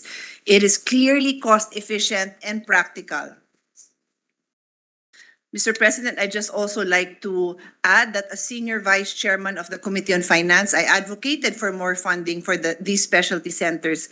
In the 2023 GAA, the Senate added 2.2 billion for specialty centers. This is just one part of the pie in the solution of our health issues in the country. We cannot deny that primary health care must receive the biggest budget. Primary health care will allow our health professionals to attend to the needs of most of the members of the population, and only when it can no longer be handled in the primary health care level do we then have to elevate them to the specialty hospitals and the specialists. So this is much needed, but always hand in hand with primary health care. Thank you, Mr. President, and I look forward to seeing this become a law with the support of our colleagues. Thank you. Thank you, Mr. President. Mr. President, Senator Bato de la Rosa would also like to insert for the record his co-sponsorship speech. I so manifest, Mr. President. So inserted. Mr. President, this juncture I move that we suspend consideration of Senate Bill number 2212 under Committee Report number 67. So move, Mr. President. Is there any objection? Being none, the motion's approved. Move for a minute suspension, Mr. President. Session suspended.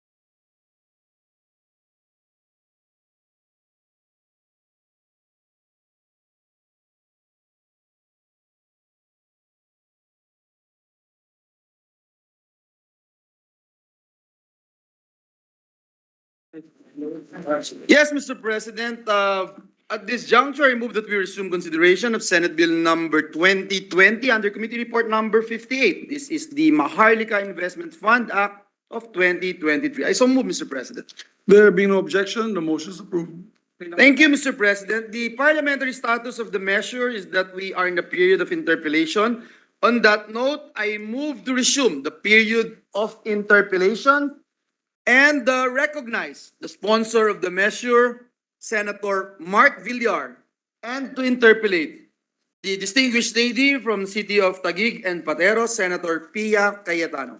Our distinguished sponsor, Senator Mark Villar, is recognized to interpolate our distinguished lady senator, Senator Pia Cayetano. Thank you. With the permission of our sponsor, can I ask a few questions and clarifications? Yes, yes, Your Honor. Thank you. Your Honor, the Majority Floor Leader and I don't know who else made way for me to be able to speak because I'm catching a flight for a WHO engagement. And I had thought that I would be able to ask my questions next week. But are we in a rush to pass this bill? That's a question. Are you asking me? Of course, yes. Are we in a rush? It's that I direct it to the Senate President, but the sponsor is the one who is going to I answer. can't really speak. And I was staring to the sponsor to answer. I said, No, I'm just saying because, I can't speak for the whole Senate, obviously. I can only speak for myself. Of course, I sponsored this bill. I'd like to see it passed and I speak for myself. Because, Your Honor, for the record, I sponsored the CREATE bill and that took us a year.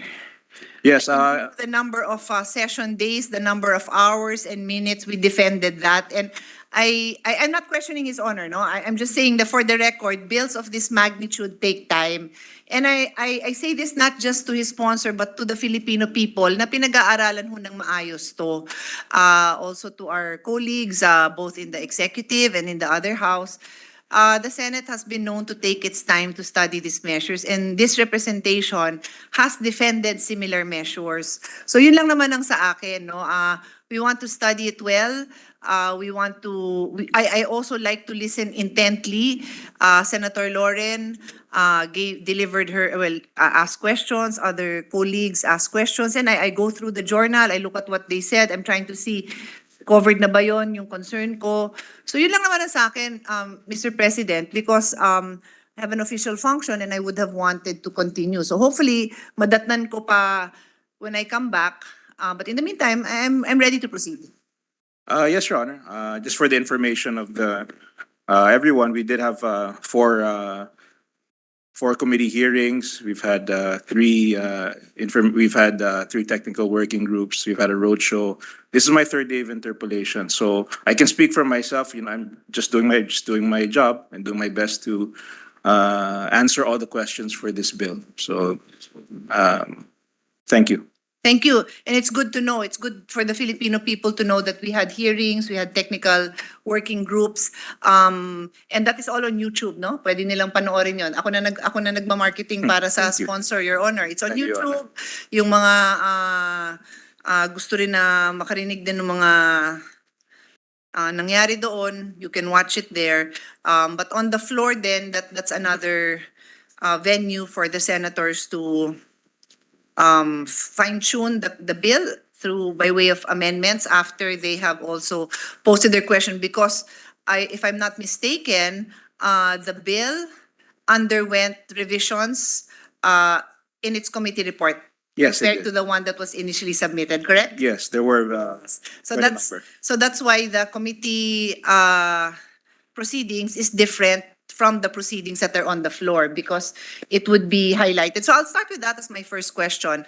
What were the key changes in the committee report that His Honor filed on the floor compared to the original? Well, I guess was there more than one draft, and that's just Yeah, well, just to give to the Mr. Your Honor, just to give you just to enumerate some of the changes. Some of the major changes, at least, I'll start with.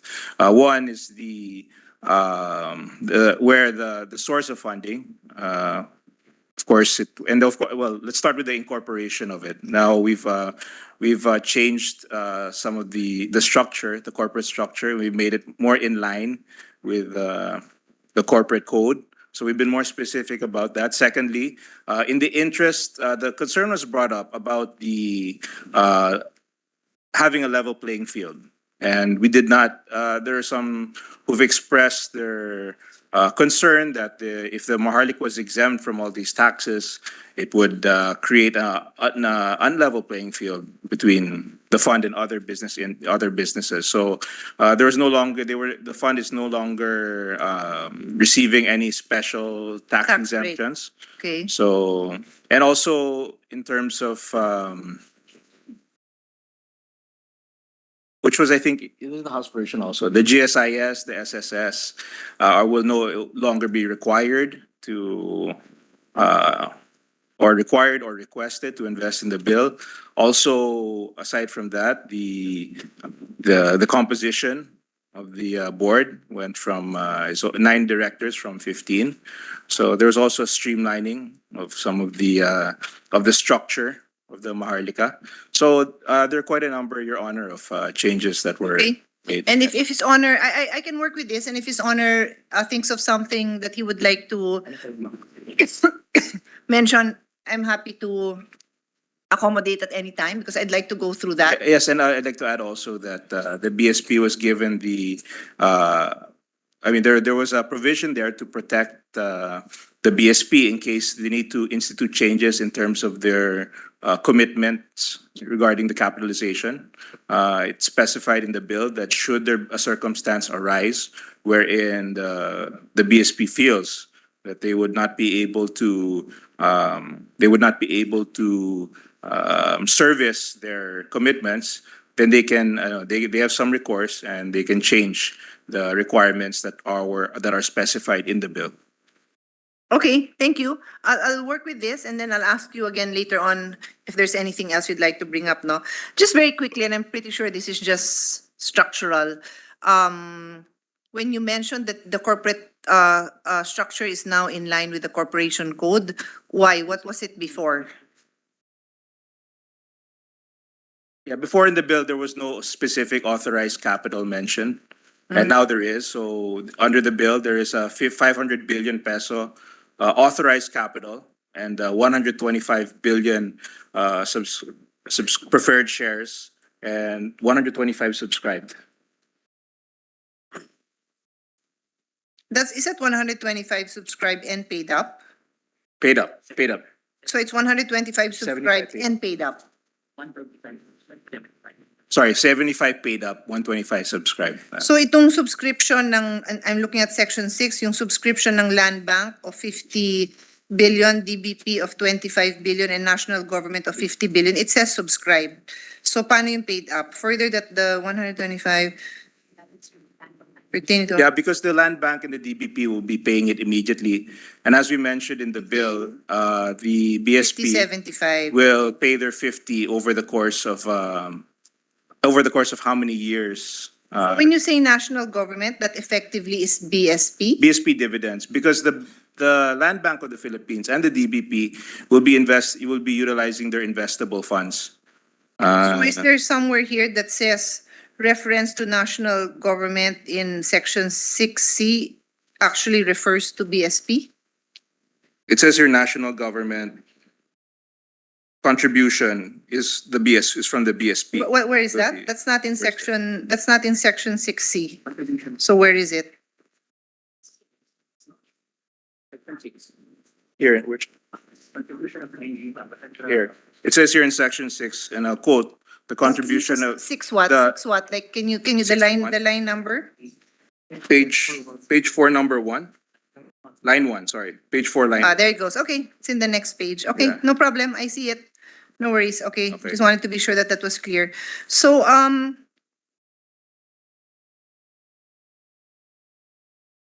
the next item on your list is having a level playing field. And you said the concern here was that the fund would be free from, well, the corporation would be exempt from tax, and this was removed. Were there other concerns regarding the level playing field other than taxes?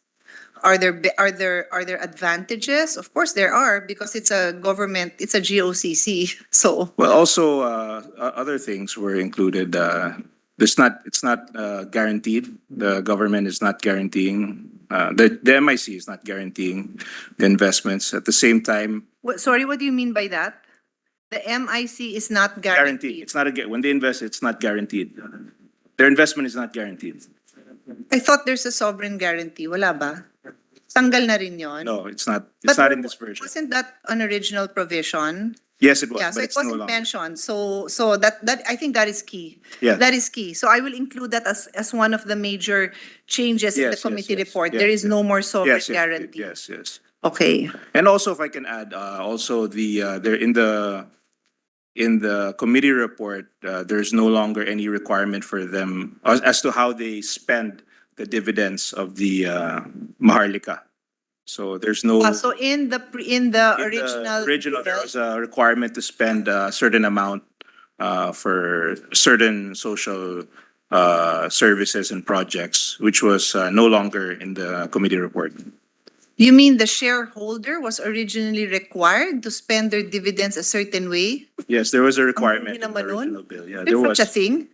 Well, Never heard in of the that. original bill, in the prior to the committee report, but that was removed in the committee report. Okay, I'm glad that was removed because it's a bit outrageous. I mean, even if it's for causes that I believe in, no, parang that's a curtailment of the right of the. I think that's the right of a investor to spend their dividends. Otherwise, you're like a controlled. You know, I mean, maybe that happens. I can't say that I'm an expert in. I do have a corporate law background, but I'm not an expert in how this works, and I can't recall that I've heard of that. Okay, so again, feel free if there's anything else, no, because these additions that His Honor gave are Yeah, very and also it's covered by the GCG. That was a topic, and also it's covered by the procurement law, the Maharlika.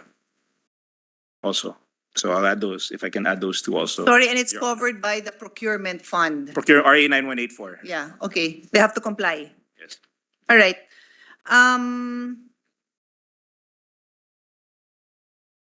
Okay, and then this is an important one.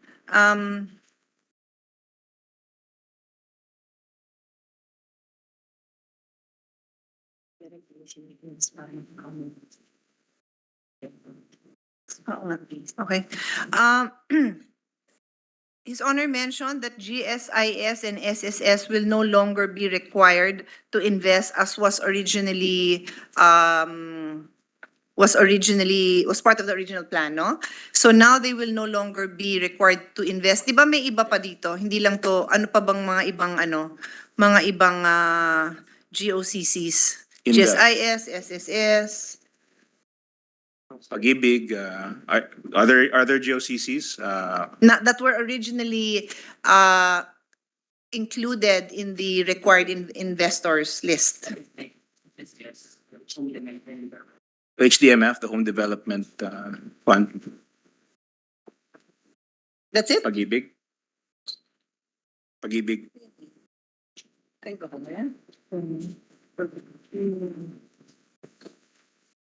PhilHealth?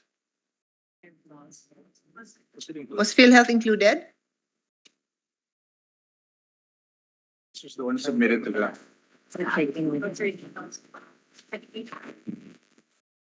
SSS. Yeah, SSS also, SSS.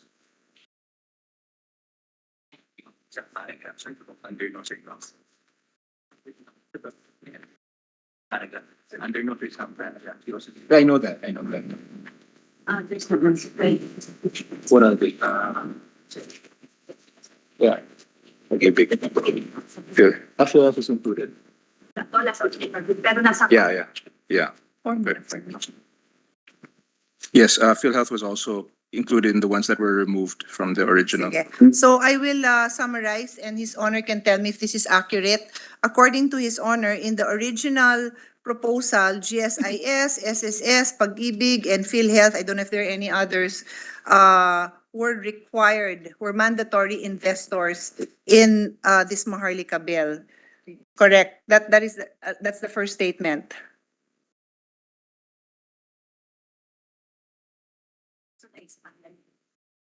Okay. Actually, in the original.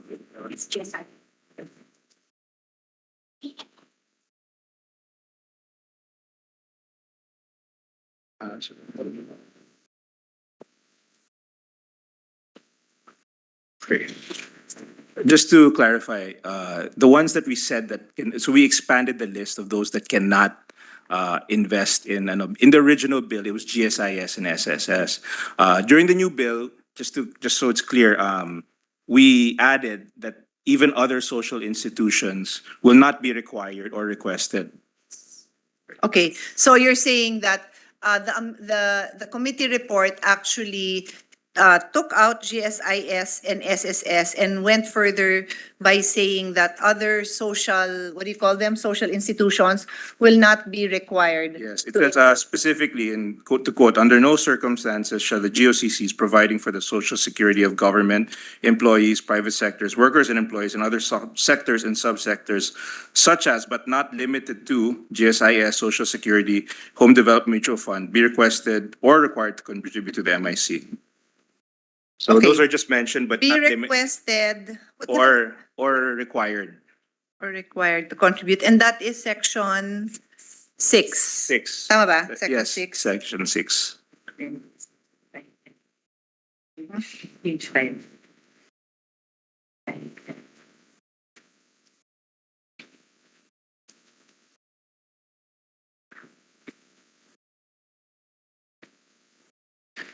Be required to contribute to the MIC.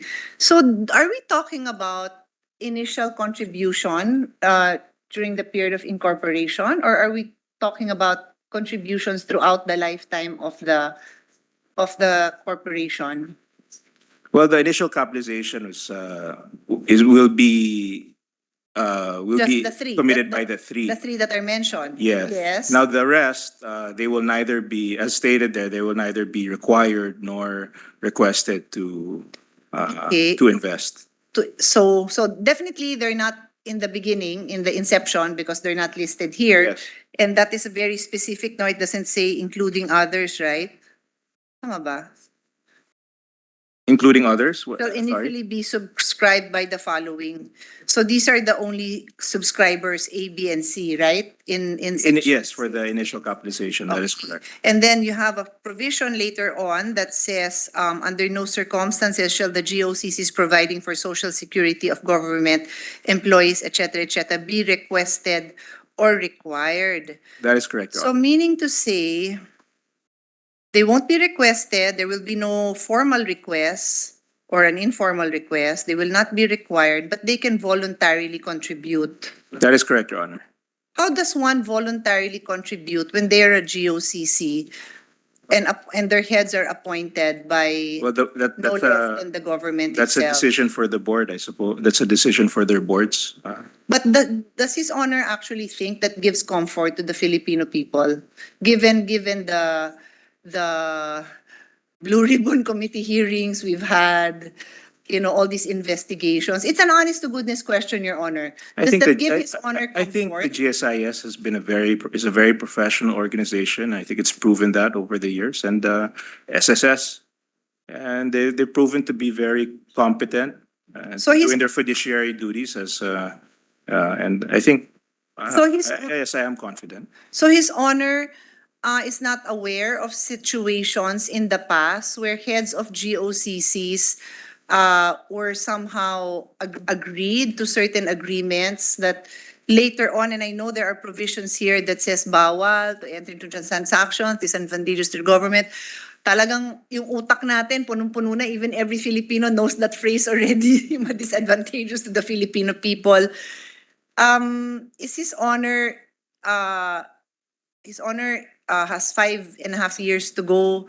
I'm in my how many years na ba ako? 12 plus 3, 15. In my 16 years, the Blue Ribbon Committee is always so busy investigating these things. So I'm genuinely curious if this did not cross His Honor's mind. Is it not His Honor's, may concern ba tayong ganon? Kasi I'm we not. know I'm that not. this is Yeah, a I'm not priority naive. bill. Yes. And and the Senate does have a history of doing its best, at least the majority, of course, but the minority has always been as supportive as possible to support the administration's measure. So we take the lead from the sponsor. So I hope His Honor will understand that I need to ask this question because His Honor is the one who spent hours and hours studying, discussing. So and me being the Senate's futures thinking, di naman expert, practitioner, parang takot na takot ako na ma-foresee na yung next order of business natin in a few years will be the investigation of, hindi naman sila ni-request, hindi naman sila ni-require, pero nag-volunteer sila, tapos ayan na yung mga, yun yung mga initial sa mga papel. Yun lang naman, Your Honor, I want this to be on record kasi ang laki nung tinataya natin dito eh. And if I may just add one last point, ito nga yung mga GOCCs providing social security measures. And I will just speak for the health sector. Every year, Your Honor, 70 billion ang hinihingi na extra funding ng PhilHealth taon-taon. Every year, ang nabibigay lang natin sa kanila is maybe an extra 5B kasi hindi rin nila maayos-ayos yung kanilang mga finance and accounting. Hindi ko pa, I haven't, for the sake of this hearing, for the sake of this interpellation, I haven't really had the chance to look at how much of their funds are invested in other investment but alam ko nga may board of directors, pero those same board of directors were the ones who on their watch hindi nababayaran yung mga ospital, magsasara yung mga private hospital dahil hindi nababayaran. So, and I'm not even attributing malice pa, I'm just saying na yun ang mga nangyayari under their watch. Yes, yes, Your Honor. Well, if you're asking if I am naive to the government. No, I'm not asking if you're naive. I'm just asking for your comfort level in this matter, Your Honor. So I'd like to just state also for the record that I think if we're talking about the funds, I mean the security of these funds that will be that will be invested in Maharlika, in the bill there are numerous controls in place that in fact, in terms of controls, I think there's a lot of relative to other organizations. There are a lot of controls. Of course, to start with, there's the advisory board who will be composed of the Treasury Department, of the DBM, the NEDA. Aside from that, there will be an external and internal auditor. There will also be 9 directors who will be chaired by the Secretary of Finance, who will be joined by representatives from the private sector, the Land Bank, the DBP. There will also be representatives from the MIC itself, from the organization. And there will also be government oversight, congressional oversight group from the Senate, from the Congress. It will fall under the COA. It will also follow COA rules. They will also follow procurement rules, RA 9184. And there will be a risk management committee also. Yes, that will also be monitoring the Maharlika. So I guess in terms, if we're talking about the controls within the fund to protect the funds, the money that is put in the fund, I think that these concerns were well taken up in the law, and it's quite robust, I believe. My personal belief is I feel we always have to balance, we can't, it's hard to constrain them also, but there are a lot of controls in place that will ensure the security and that these funds are being safeguarded and invested in a very wise fashion. Your Honor. Thank you, Your Honor. I'm listening intently to His Honor's response, and I'm also looking at the bill itself. His Honor mentioned that there will be 3 independent directors from the private sector. In other words, these independent directors have nothing to do with the investments being made. No, it's not investments in corporations that they are involved in or related to. Is that correct? I know there's a definition of independent director, but is my definition more or less correct? Ito na, nakita ko Yeah, it's na. in the law, It's actually. in the law. The independent director shall not hold any business or financial interest in other relationship which could or could reasonably be perceived to materially interfere with his exercise of independent judgment in carrying out their responsibilities as a director. Your Honor, I have a hypothetical situation. Okay. There are 9 members of the board. Let's say for the sake of discussion, 3 independent directors, or for that matter, 2 independent director and 1 regular director, 3 objected. Of course, they would be overruled, right? Kasi 9, no? 9. So if 9 are present, then only 3 objected, 3 out of 9. What are the chances that these decisions would be reviewed by Congress in a timely manner to allow the safeguarding of public funds? Are those deliberations immediately made public? Is there a degree It's of mentioned in the bill confidentiality? that everything, Yes, yes. can I see? It's mentioned in the bill that all, yeah, where's this?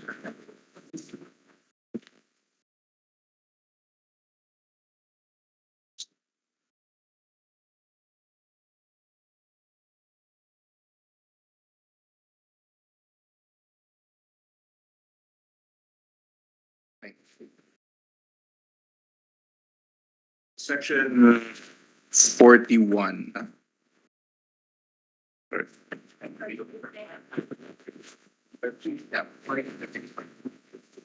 Yeah. Here.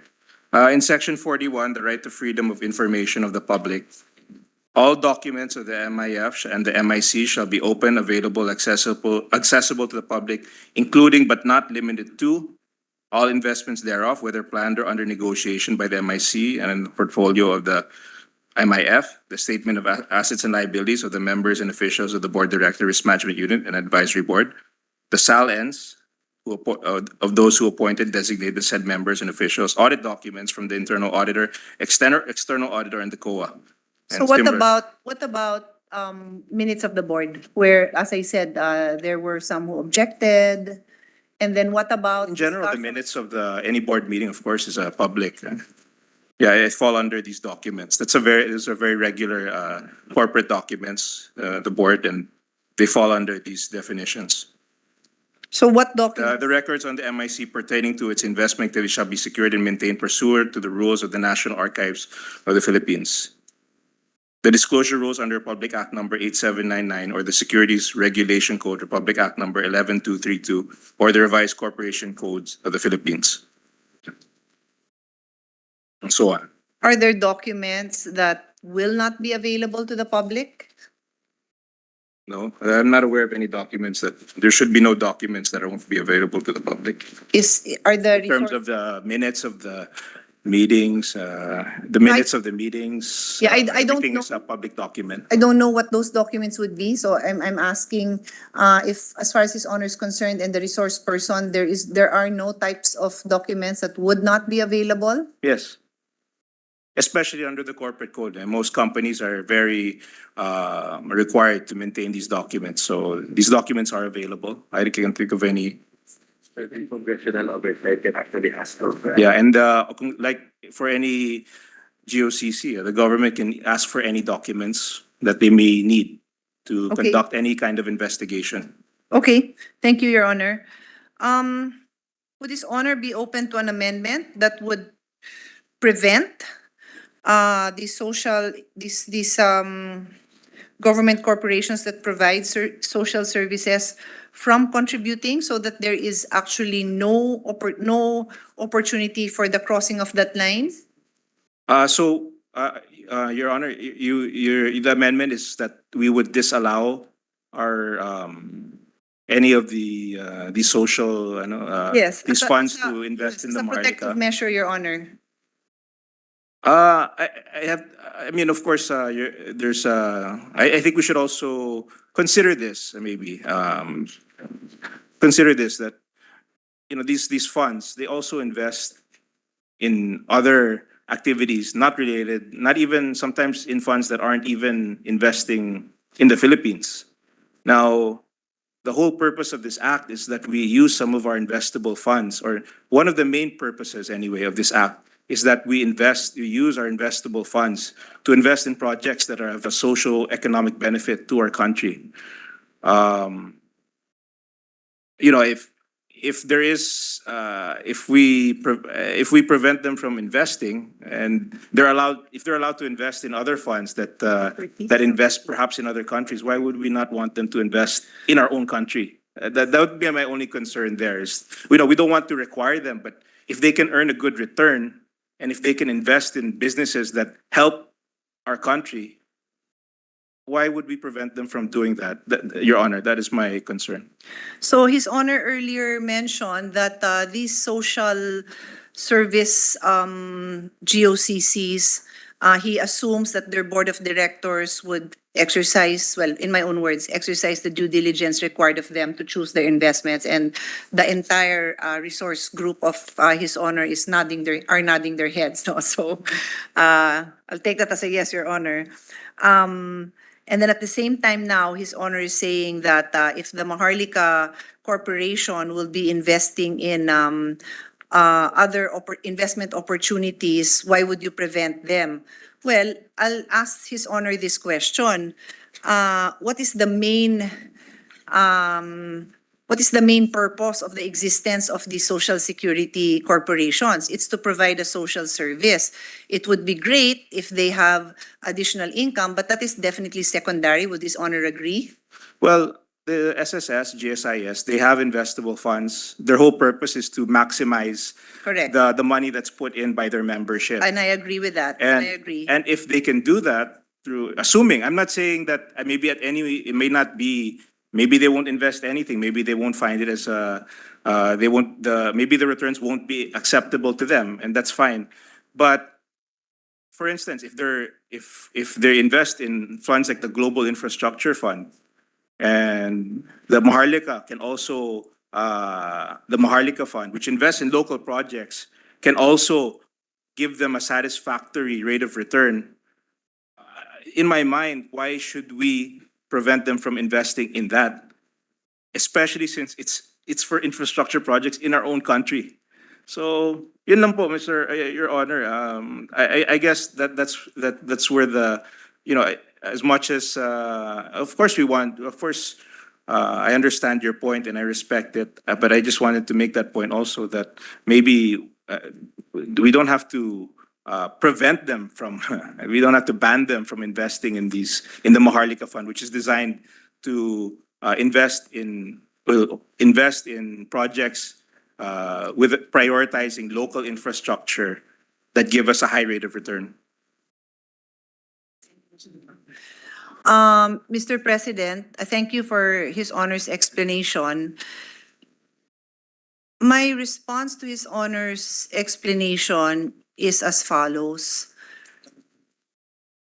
If His Honor agrees that the principal purpose of existence of a GOCC providing for social services like PhilHealth is to provide for health, and yes, they are allowed under their own, they are allowed to invest in funding, but they must do so prudently. Would it not be prudent on our part in Congress to not increase the exposure of the Filipino people, such that if the Maharlika Fund fails, and before I continue my question, there's no guarantee that it will be successful, correct? There's no guarantee. Yes, okay. So let's not debate that, no? Because we both know that with prudence, hopefully it does very well, right? But there is no guarantee. So if 125 billion pesos is already going to be invested there, would it not be an acceptable amount of prudence that the security, the GOCCs providing for the Filipino security, yung kanilang health security, yung kanilang home security, wag na lang din dumagdag pa doon para lang in case hindi siya naging successful, hindi na siya nadamay. Would that not be a prudent thing to do? In the financial world, usually in order to maximize the returns for any investment, you have a healthy mix of investments in any pool. You pool these investments together because statistically, there's less risk. So therefore, a fund such as GSIS or SSS, of course, a bulk of their funds will be invested in very safe securities, mostly T-bills.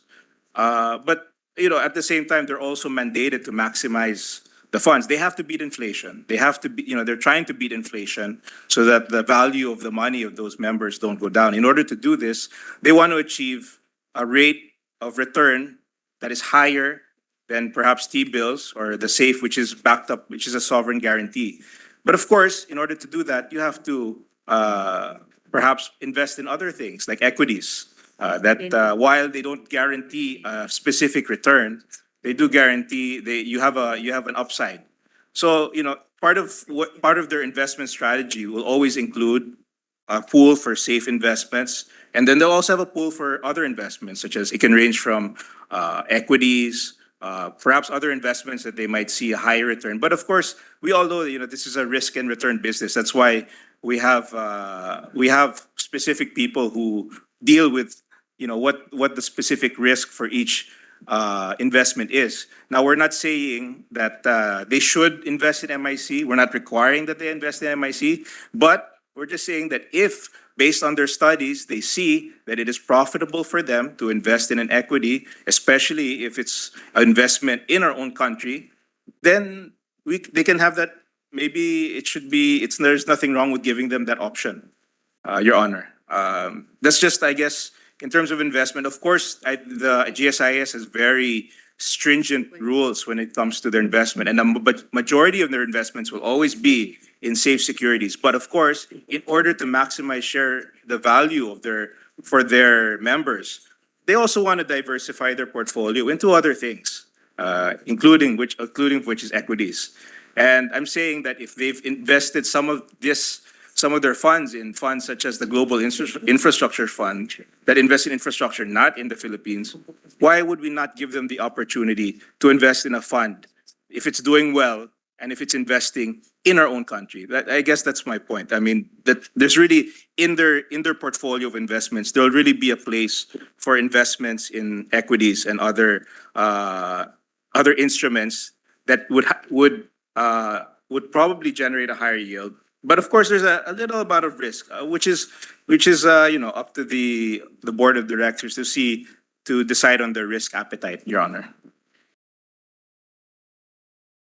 Thank you, Your Honor, for that. I'm a bit familiar. I was investing also since I was after college, so I'm familiar. And what we want the Filipino people to understand is there is such a thing as diversification of your investment, no? And depending on your risk appetite, kung sabi nga nila, kung bata ka pa at marami ka pang kikitain, you can risk more. Pagka retirement age ka na, huwag ka na masyadong mag-risk kasi yung ability mo to earn is much less. And so what you then need would be regular income. Now that's the very simple explanation there. So gagamitin ko yun for the Philippine economy. There is already 125 billion at least initially going to be invested by Philippine institutions in this corporation, and I am forwarding the proposal that maybe to give us more security such that because there are risks involved, wag na natin talagang payagan na mag-invest pa yung mga social security, and that's a general term, no? Social security GOCCs natin, para in the event na hindi kumita ito, in the event na malugi, hindi nga madamay yung pera ng nandun sa GSIS, yung pension ng ating mga government workers, yung SSS, pension ng ating mga private workers, and then yung pangbayad ng mga hospital bills ng ating mga Pilipino. Ikaiiyak ba nila kung naging super successful po ang Maharlika Bill? Sasabihin ba ng board ng mga PhilHealth and GSIS, sayang hindi tayo sumama doon? Yes, maybe.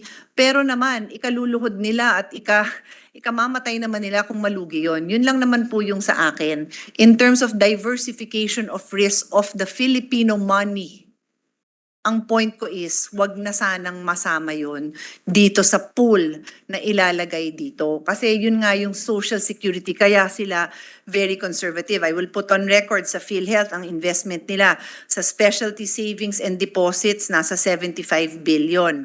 In fact, ang pera nila is nasa Land Bank and DBP. So for the record, yung pera ng PhilHealth na 75 billion, di kasama na yun sa pool na imalalagay. So tama ho ba ako? So pag pinayagan pa natin silang mag-invest dyan, in addition to this 75 billion, which is a part of the Land Bank funding, magdadagdag pa sila. Di sana wag na. Yun lang ang sa akin. Sana wag na. I respect your opinion, Your Honor, and But I hope His Honor would take a look at this. Does His Honor know these numbers? Itong specialty saving deposit ng PhilHealth, 75 billion is in Land Bank and DBP. yes, And so yung funding na manggagaling sa Land Bank and DBP is 75, tama ba? 75 billion din. Nasaan na ba ako? 50 billion and 25, 75. So kung tutusin, I mean, I know hindi lang naman yan ang pera ng Land Bank and DBP, pero pwede I can argue na, buong savings yan buong investment ng PhilHealth yan, kahalaga ng buong investment ng PhilHealth ang ipapasok ng Land Bank and DBP. yes, I respect your opinion, Your Honor. But His Honor is not bothered by it? As I said, Your Honor, I mentioned earlier regarding the risk factors, the idea, a lot of these institutions, they do have these risk return, they have actuarial experts who decide on these things. And majority of their assets are even in any bank, almost all their assets are in very safe T-bills, government securities that pose little risk. But there is that appetite for these kinds of investments.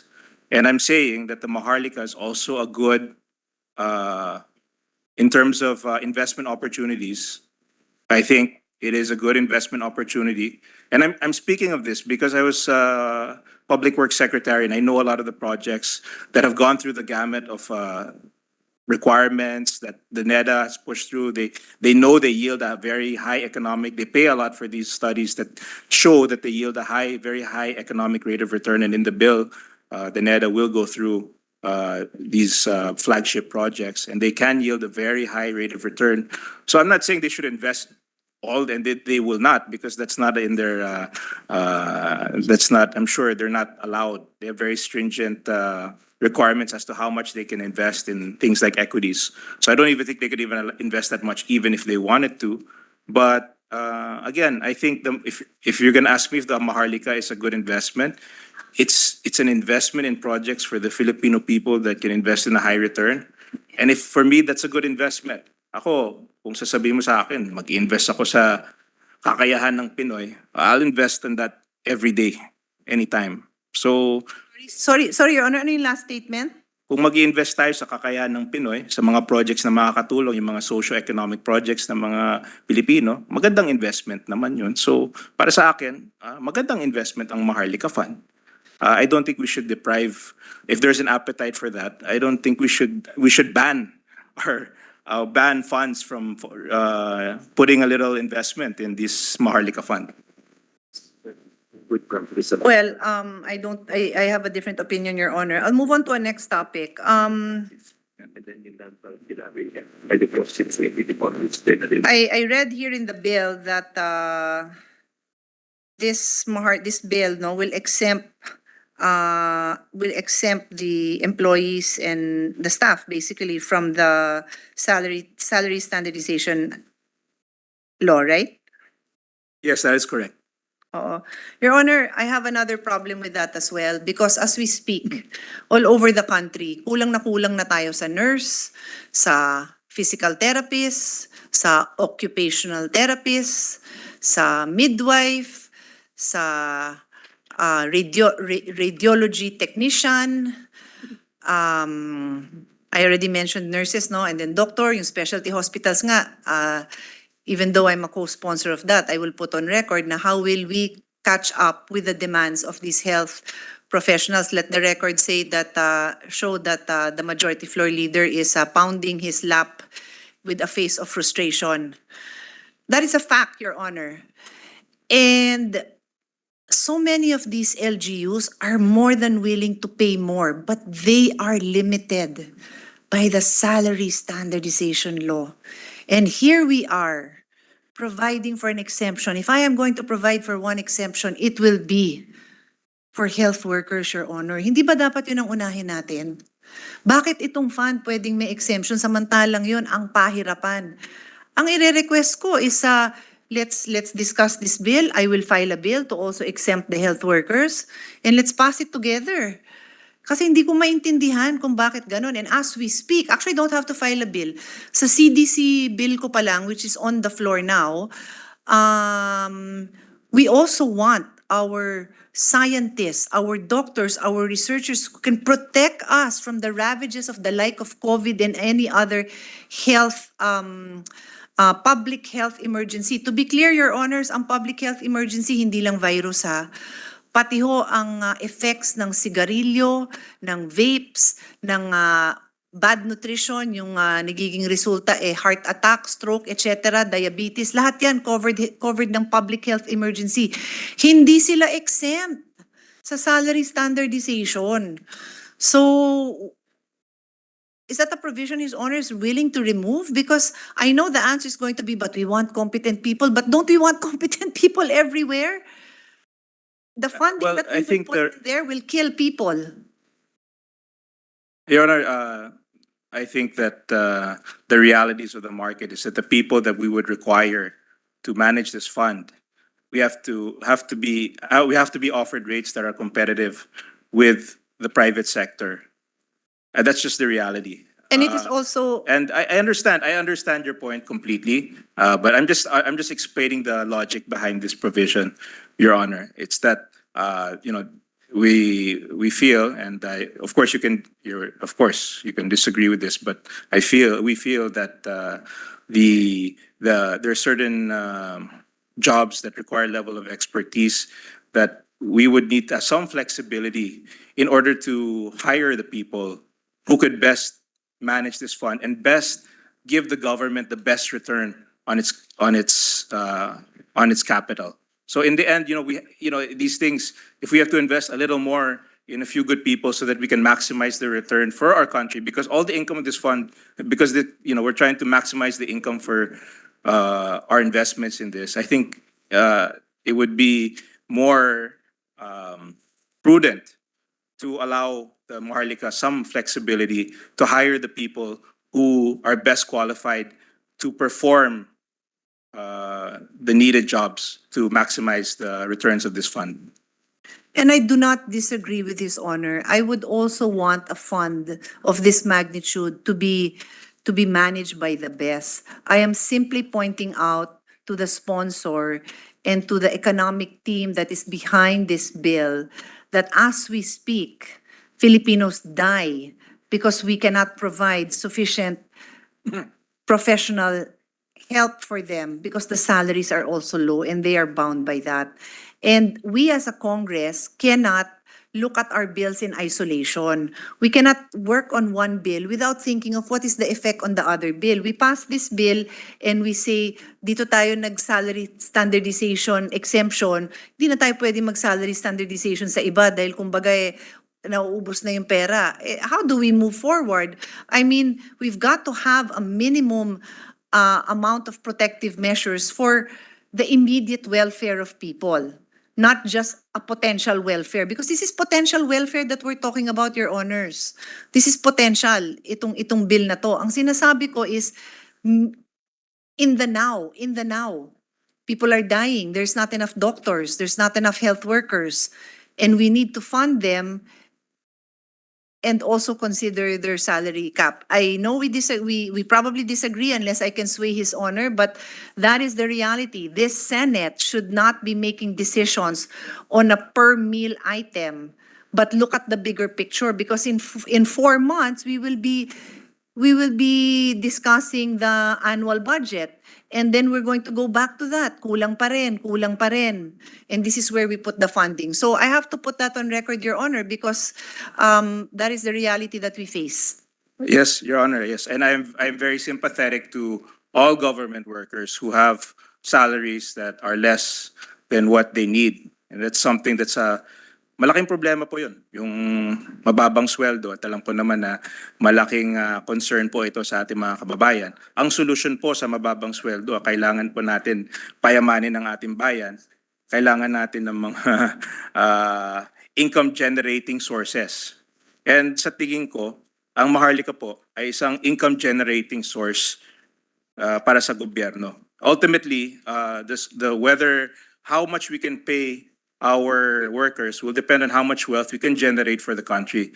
And I think it's time that we start thinking about how we can generate wealth for the Philippines.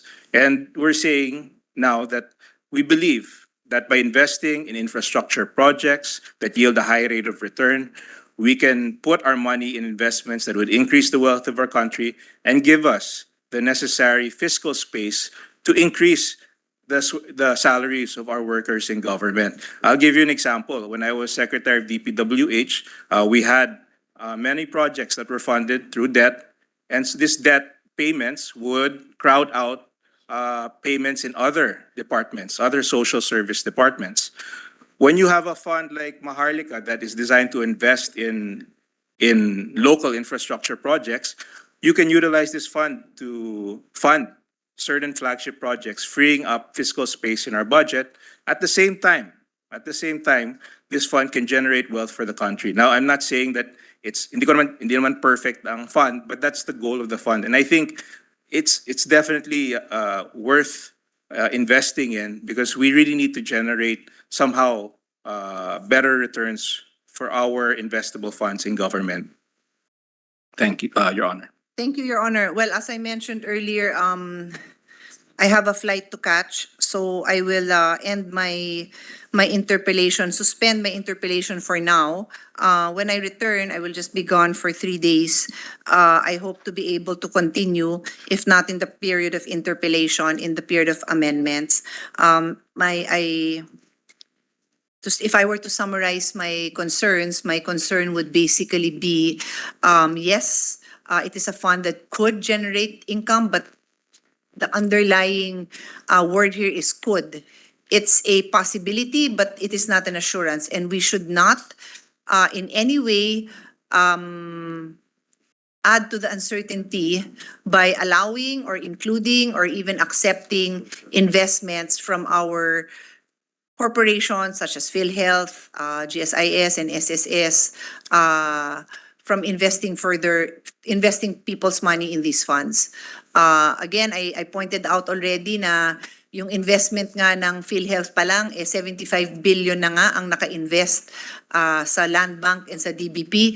And 75 billion ang contribution ng Land Bank and DBP. So sobra-sobra na yun sa pananaw ko, Your Honor. I thank the gentleman for his time. I wish him all the best in the defense, but I also hope that His Honor would be willing to work with us so that the Senate can come up with a version that is more acceptable to us, so that we can support, because we are one in the desire of the administration to provide for a better future for a Filipino. I don't think anyone in the hall, in the Senate, will disagree with that. But the manner in which we will go about it is very important, Your Honor, and we have to use utmost prudence in the exercise of our powers, because it's in our hands, Your Honor. That is also my appeal to our colleagues. It's in our hands. So I hope we will take time to work together to craft a measure that is actually less risky. Because ano nga yan eh, kumbaga nga ano lang yan eh, what is your risk appetite? For the Filipino people, if there's extra money somewhere, walang problema. Pero kung pondo yon na directly contributing to their welfare, yung health nila, yung pabahay nila, medyo mahirap po sa akin na isipin na i-risk po yon. Thank you, Mr. President. Thank you, Mr. Sponsor. Thank you very much, Your Honor. Thank you for the very Thank you, good Senator Pia line of Cayetano. questions. Majority Leader. Thank you, Mr. President. Mr. President, at this juncture, I move that we suspend consideration of Senate Bill number 2020. I so move, Mr. President. Is there an objection? There being none, motion is approved. Mr. President, I move for a minute suspension. Session suspended.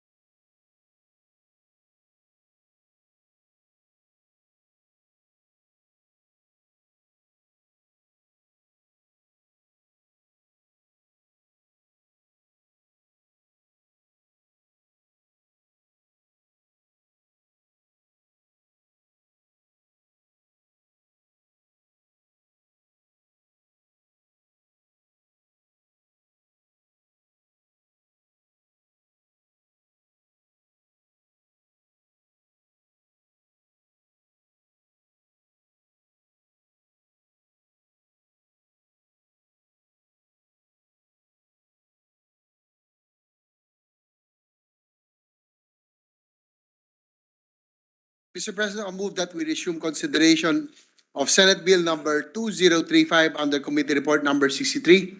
This is the Trabaho para sa Bayan Act. There being no objection, the motion is approved.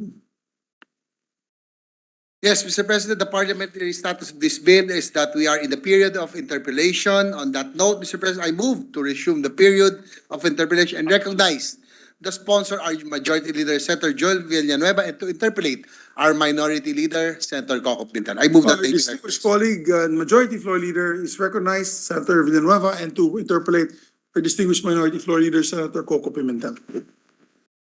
Thank you, Mr. President. Thank you, our Deputy Majority Leader. We are ready to do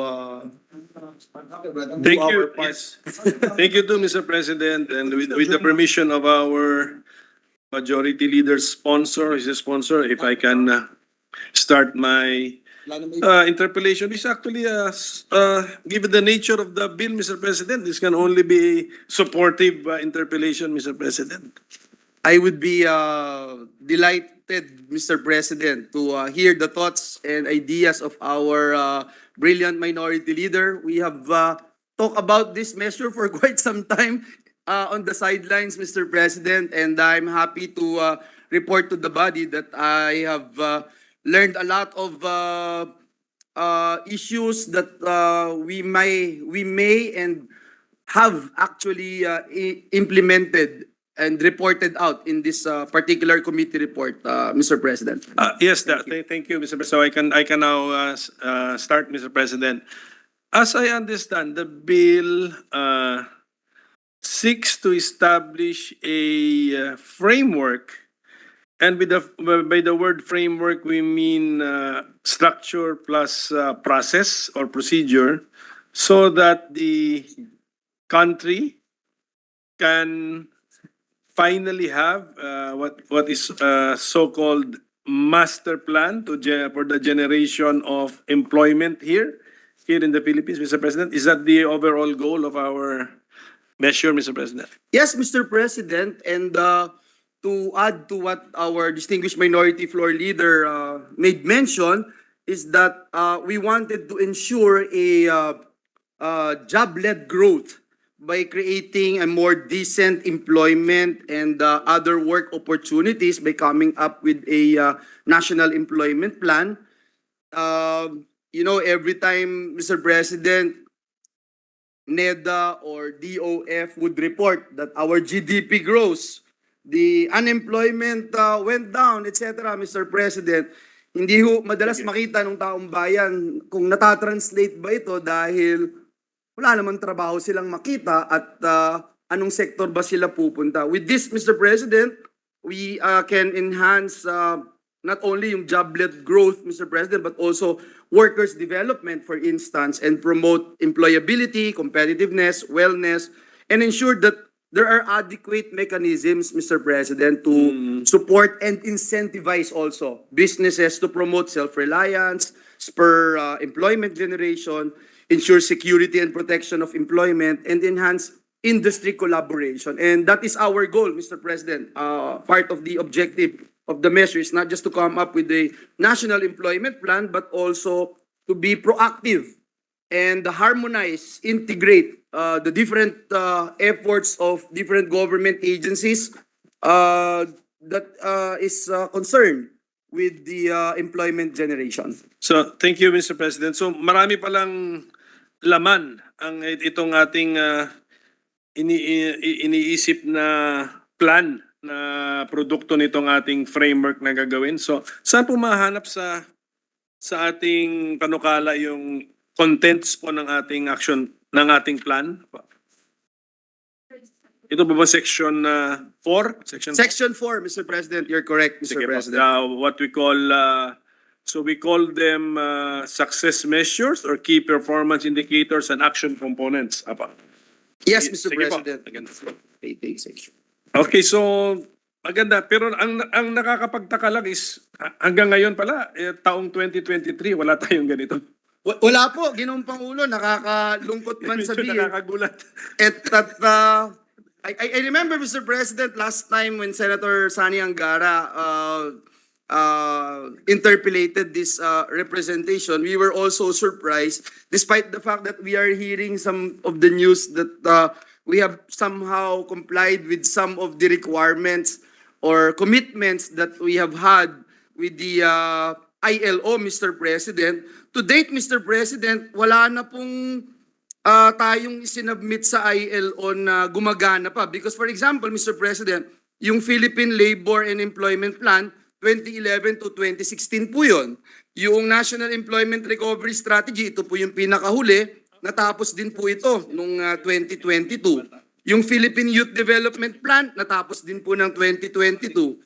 National Technical Education and Skills Development Plan, natapos din po ng 2022. Yung sa MSMEs Development Plan, natapos din po ng 2022. Yung Philippine Development Plan, natapos din po ng 2022. Yung Career Guidance Advocacy Plan, ito po yung huli na nasubmit din po natin, natapos din po ng 2022. And most of all, Mr. President, distinguished colleague, the gentleman from Cagayan de Oro City, hindi po tied with skills development, economic development, industry development, yung mga sinasubmit po natin. Kasi nabanggit po kanina on the sidelines ng ating minority floor leader na ano ba yung mga sinasubmit natin? Yung mga sinasubmit natin parang patingi-tingi, Mr. President, at natapos na nga po yung mga nag-expire na, tapos na yung period nung pinagsubmitan natin. So sa ngayon, Mr. President, based on ILO employment policy convention, wala pa rin po tayo na nasasubmit. Nakakalungkot because there are about 75 countries na nakapag-submit na itong National Employment Policy or Plan. Tayo hindi pa rin po. Naging part po tayo dun sa 130 countries na nakapag-submit ng National Youth Employment Strategy, pero as I mentioned earlier, natapos na po ito noong 2022. Mr. President, nag-check din kami sa... Check natin ito. Late, bago to. Yes. We checked sa ILO, sa online po na resources po nila, on C-122, ito po ba yung ILO Convention 122? Yes, Mr. Ito President, yung nabanggit that's po it. na sa first Yes. interpellation po. Ang indication naman po rito, Philippines, we are compliant since January 13, 1976, and our plan is in force. That is the ILO report, Mr. President. That was the date of signing, Mr. President. Okay. But the status is in force. So that means that we are part of sorry. Tama po. Sorry po, I misunderstood it. So that means our obligations, ang sinasabi po ba ng ating good sponsor is our obligations or commitments under that convention, we have not complied with, or we have complied with, and yet hindi sila up-to-date plans, updated plans, Mr. President. Tama po kayo, Ginoong Pangulo, nakapag-comply tayo ng patingi-tingi, kagaya po nung Philippine Labor and Employment Plan, kagaya po nung Philippine Youth Development Plan, pero yung master plan as it is, as we committed, hindi po talaga tayo nakakomply ever since, Mr. President. Ano po bang, as a state party to that convention, as far as the understanding of our sponsor, what is the obligation of the Republic of the Philippines? That's a good question, Mr. President. Una, Mr. President, all the plans that we have submitted to ILO have already lapsed, as I mentioned all the examples kanina na sinabmi natin. Now, having a trabaho para sa bayan plan will enable our country, the Philippines, to have a plan that is aligned dun sa commitment natin, aligned with the 6 principles of ILO Convention 122. Here are the 6 principles, key principles, Mr. President. First is an employment policy should ensure jobs in quantity and in quality, full, productive, and freely chosen employment. 2, member states should explicitly commit towards employment, reflected in national legislation or key declarations of intent. Ito ho yung wala tayo, kaya tayo nagdidebate po ngayon, Mr. President, at gusto nating ipasa itong batas, panukalang batas na ito. 3, employment policy should take into account the level of economic development and should be in line with national practices. 4, they should ensure that the economic and social policies all take into account the objective of employment and that they mutually support it. 5th, governments have to set up procedures or mechanisms through which employment-related measures can be decided upon and reviewed. And last but not the least, part po ng 6 key principles ng ILO Convention 122 ay yung consultations po with social partners and key actors should take place both at the earliest stages of policy formulation and during the implementation process. So how will this measure, Mr. President, help us in complying with our commitments under Convention 122?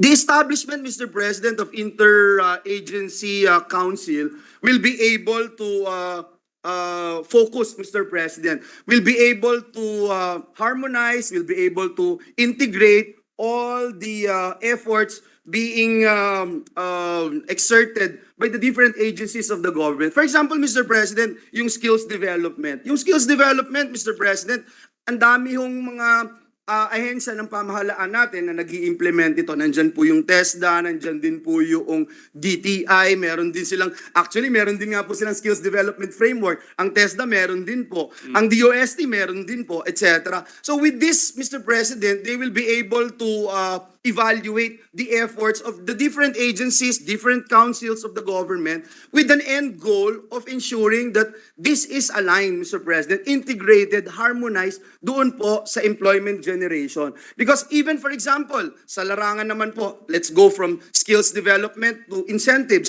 The incentives that we give to different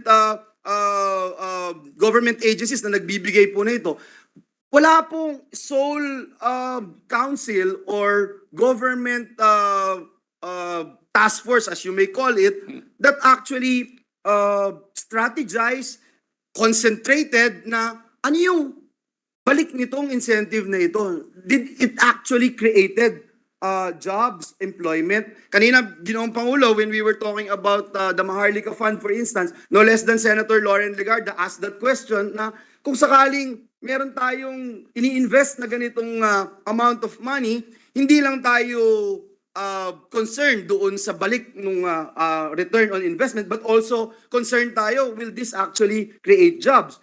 Yung nangyari po, for example, doon sa Pogo, alam po natin yung nangyari doon, may mga investments na pumasok na binabanggit, Mr. President, pero questionable pa nga rin po dahil yung DOF, di ho ba sinasabi, hindi sila nagbabayad ng buwis. But still, granting without admitting na fully compliant sila, nagbabayad sila ng buwis. Pero ilang nga po ba talagang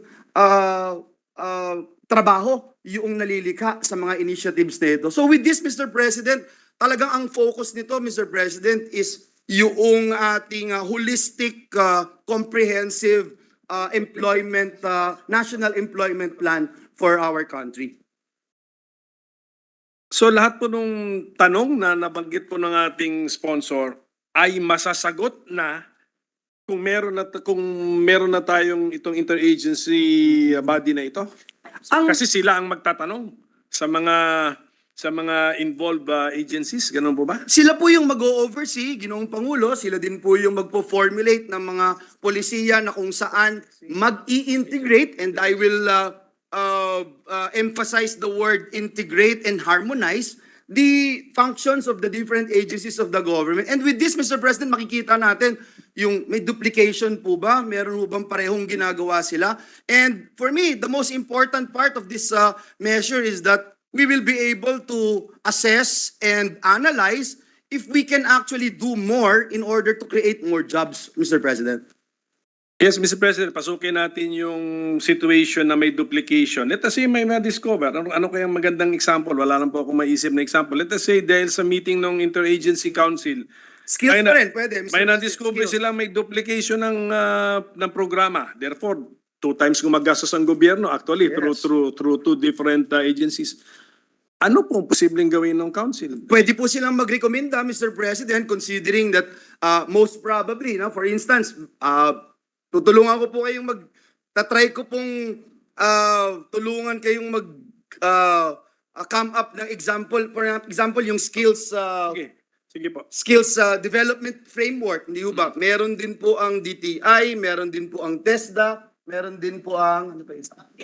DICT, Mr. President. So tatlo na po agad, Mr. President, no? So kung makikita yung duplication at nandito po ang NEDA being chair of the mara-rationalize po ito, Mr. President. Makakatipid po ang pamahalaan na teka lang, bakit kayo gumagawa nito, ito ginagawa na niya, ito ginagawa niya, pare-pareho po sila. So maging sa budget deliberation, Mr. President, upon our intervention as members of the legislature, we'll be able to see these reports and we can actually raise it during budget But the deliberation. resolution of the problem does not occur at the council level. Yun po yung iniisip ko eh. Yung tatlo, di ba? Tatlong programa. Ayaw natin yun eh. Yes. Ayaw ng council yun. Ayaw din ng council. Ayaw ni chairman ng NEDA yun. Ayaw din na, let's say, napag-usapan ng members yun. Pero sa budget process pa natin ma-resolve, papasa pa sa atin, hindi po nare-resolve sa level ng council. The members of the council, Mr. President, for instance, in this particular case, ang DTI is a member of the council. Co-chair? Yes. Co-chair also. So, dun pa lang po, Mr. President, makikita na nila na yung sarili nilang bahay, pare-pareho po yung ginagawa nila. Yes, sir. Yes, Mr. President. I-accept na natin yun. Nakita na nga yun eh. Anong practical effect nun ng council? Anong magagawa po ng council? Kasi kung kulang ng power, lagyan natin ng power para hindi na po Congress parating nagsusolve, Mr. President. I mean, yan po yung aking... I totally understand, Mr. President. I appreciate this opportunity to have this discussion, Mr. President. Because if I am part of the council, I am the head of the agency, and I'm committed to the objectives of this particular measure na ginagampanan kong tungkulin bilang parte ng council na ito, then I would implement, Mr. President, what is necessary. Magkukusa po ako dahil mapapahiya po tayo at lalabas po ito, makikita ito, at hindi ko nahihintayin. If I'm the head of the agency, hindi ko na po hihintayin na dumating pa yung budget deliberation at hintayin ko yung mga sasabihin ni Senator Coco Pimentel na, teka lang, glaring ito, hindi nyo pa ba nakita ito? Member ka pa naman ng board. Sige po. So, meron tayong mekanismo rito na yung discoveries nila sa level ng council or findings nila or studies nila ay aabot sa policymakers like members of Congress, of the House and of the Senate? Meron po tayong ilagay na provision dito sa panukalang batas na magkakaroon ng annual report sa Kongreso, ang ating council. Ginawa po natin ito, Mr. President, sapagkat ayaw naman natin, Mr. President, na ang gagawin lang nila, gumawa lang ng report sa atin because they can also come up with establishing yung mga subcommittees, Mr. President, na pwede nilang itask to look into these matters, Mr. President. Well, anyway, Mr. President, yung sa annual report pala, so parang baka masyadong malaki yung time lag eh. So, if the sponsor is open, and yun yung isa sigurong area na pag-aaralan po ng aming staff. Kasi, di ba? Tapos, pagdating ng budget hearing, mabigyan lang tayo ng palusot, tinanggap natin, tapos dito 2-year lag na po yun, Mr. President. I have no problems, Mr. President, entertaining any amendments to that matter, especially coming from our minority leader. Sige Thank po, you. but thank you for pointing that out kasi at least alam na po namin kung saan kami po ay magpo-focus sa ating possible amendments. Very, very few na lang po kasi very few amendments at Mr. President, representatives of NEDA are with us and they are amenable, Mr. President, Yes, to whatever the minority. it's very, very specific naman to on ano yung findings ng Yes. ng Council. parang group session ninyo, brainstorming session ninyo, whatever kung anong. Sige po, our sponsor, Mr. President, mentioned the job-led growth kanina at the start. So, para lang po for our education, ano po bang, ano pong ibig sabihin nito? What are the other, factors leading the growth of, we're referring to GDP siguro dito po, the GDP growth. So this is a job-led growth of our economy. What does that mean, Mr. President? economic development. Kaya yung sinasabi natin mga incentives natin should be aligned with employment generation. Mr. President, meaning, Mr. President, we look at our industry development plan, our economic development plan, and we make sure, Mr. President, that these are all aligned, Mr. President. In fact, for example, Mr. President, when it comes to programs in agriculture, again, Mr. President, you have TESDA providing agricultural skills training program. You also have ATI, Mr. President, from the Department of Agriculture, also implementing another training program. So with this, Mr. President, and if the council would see the master plan for agricultural sector, for instance, with mechanization, etc., they would be able to ensure, Mr. President, that the programs being conducted by these agencies would be aligned, Mr. President. Job-led growth po, Mr. President, yung gusto nating tahakin dahil may mga ilang programa, Mr. President, sad to say, na still focusing on very ordinary, or I would say, Mr. President, parang business as usual skills development training. I remember, Mr. President, just recently, last week, we had a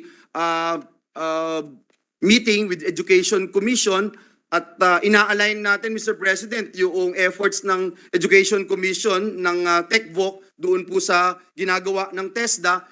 Talagang nakita namin yung napakalaking importansya, Mr. President, na mag-align yung gustong mangyari ng Education Commission at ninanais din ng TESDA para doon sa kanilang training program. So yun po yung ating mithiin dito sa panukalang batas na ito. Thank you for that, Mr. President. At any rate, Mr. President, binabasa ko ulit itong ating mga action components kung talagang subparagraphs A to M ito, kung talagang tututukan ito at let us say there is a corresponding sub-plan for every action component. I think we will really have, and then talagang seryosong sundin o talagang seryosong pinag-isipan at talagang committed sila na i-implement. I think we will really have a healthy labor market, Mr. President. At I'm sure ang pinag-uusapan po natin dito ay hindi lang private sector, Mr. President, no? Pati po generation of employment in government, yun pa ba yun? Or rationalization of the employment in government? Yes, Mr. President. Tama po kayo. Kasama po yan, Mr. President. Sa nais nating mamithi dito sa panukalang batas na ito, Mr. President. Okay, so pati po yung concern natin noon na ano yan, yung mga Job yung orders. mga job order, contractual, and tatlo kasi yan. Kasi kasama din po yan, Mr. President, doon sa binanggit natin kaninang 6 key principles ng ILO eh. Hindi, yung parating contractual, order. Mga JO, COS, casuals, Mr. Contract President. service, tamang casuals. Apa.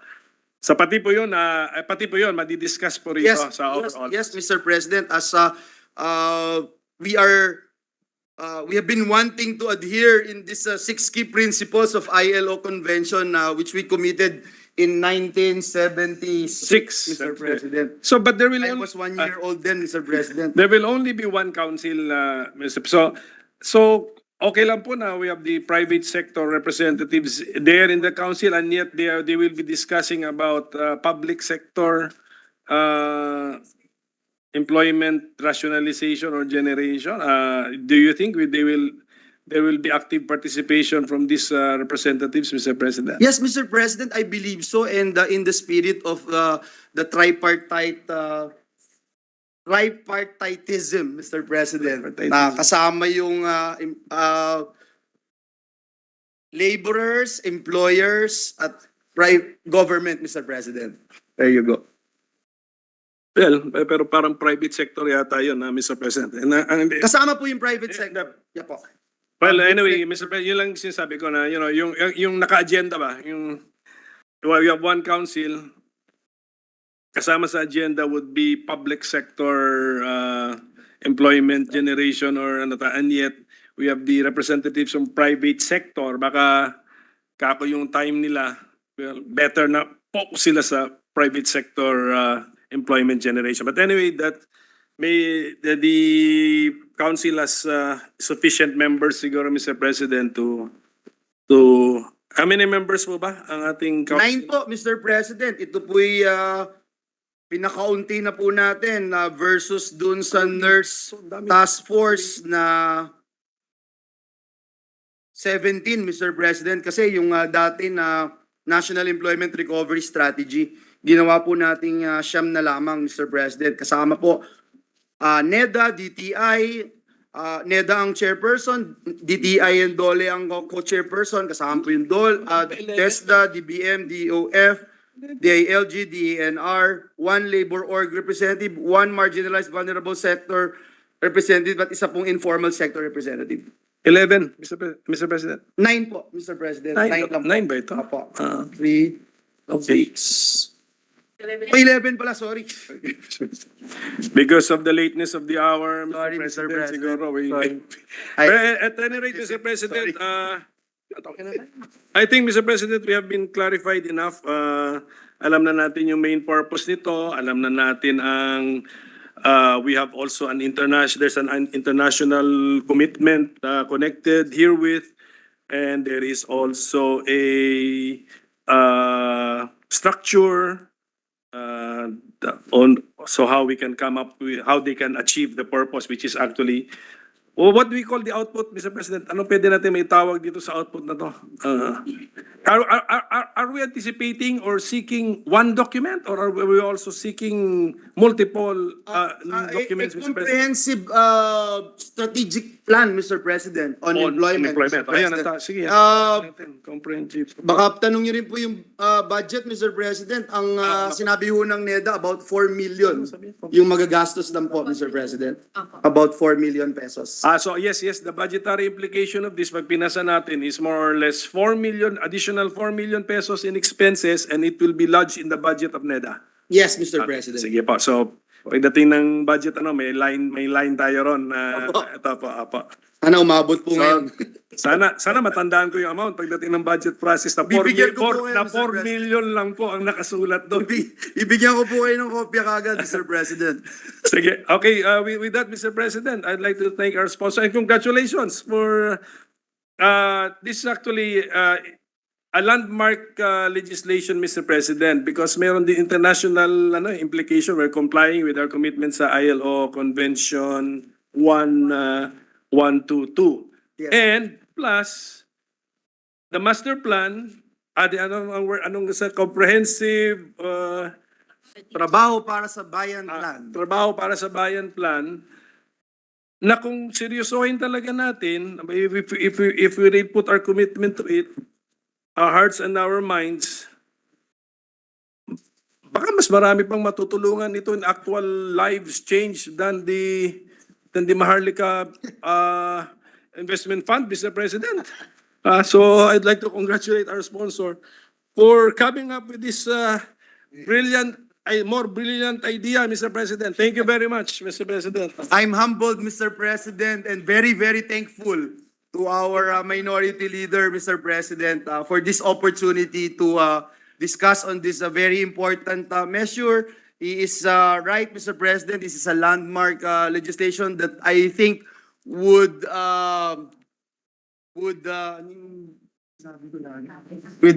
outlive us all, Mr. President, because of the implications of this measure, Mr. President. So again, thank you, Mr. President. Thank you to our minority leader. Thank you, our minority leader and Senator Joel Villanueva.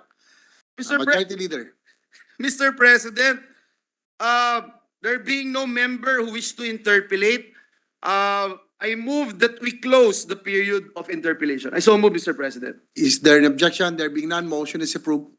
Thank you, Mr. President. Mr. President, I move that we suspend consideration of Senate Bill number 2035. So move, Mr. President. Is there an objection? There being none, consideration of the said measure is suspended.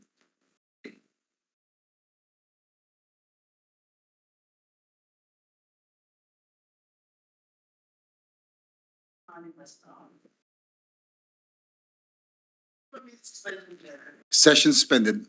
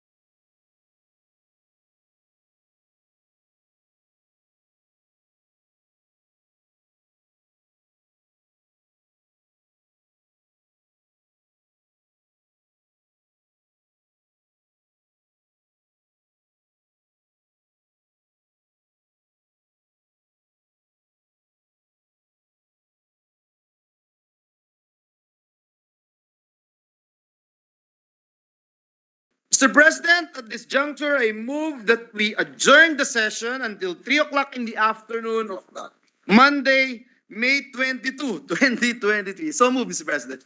Is there objection? Hearing none, the session is adjourned until 3 o'clock in the afternoon of Monday, May 22, 2023.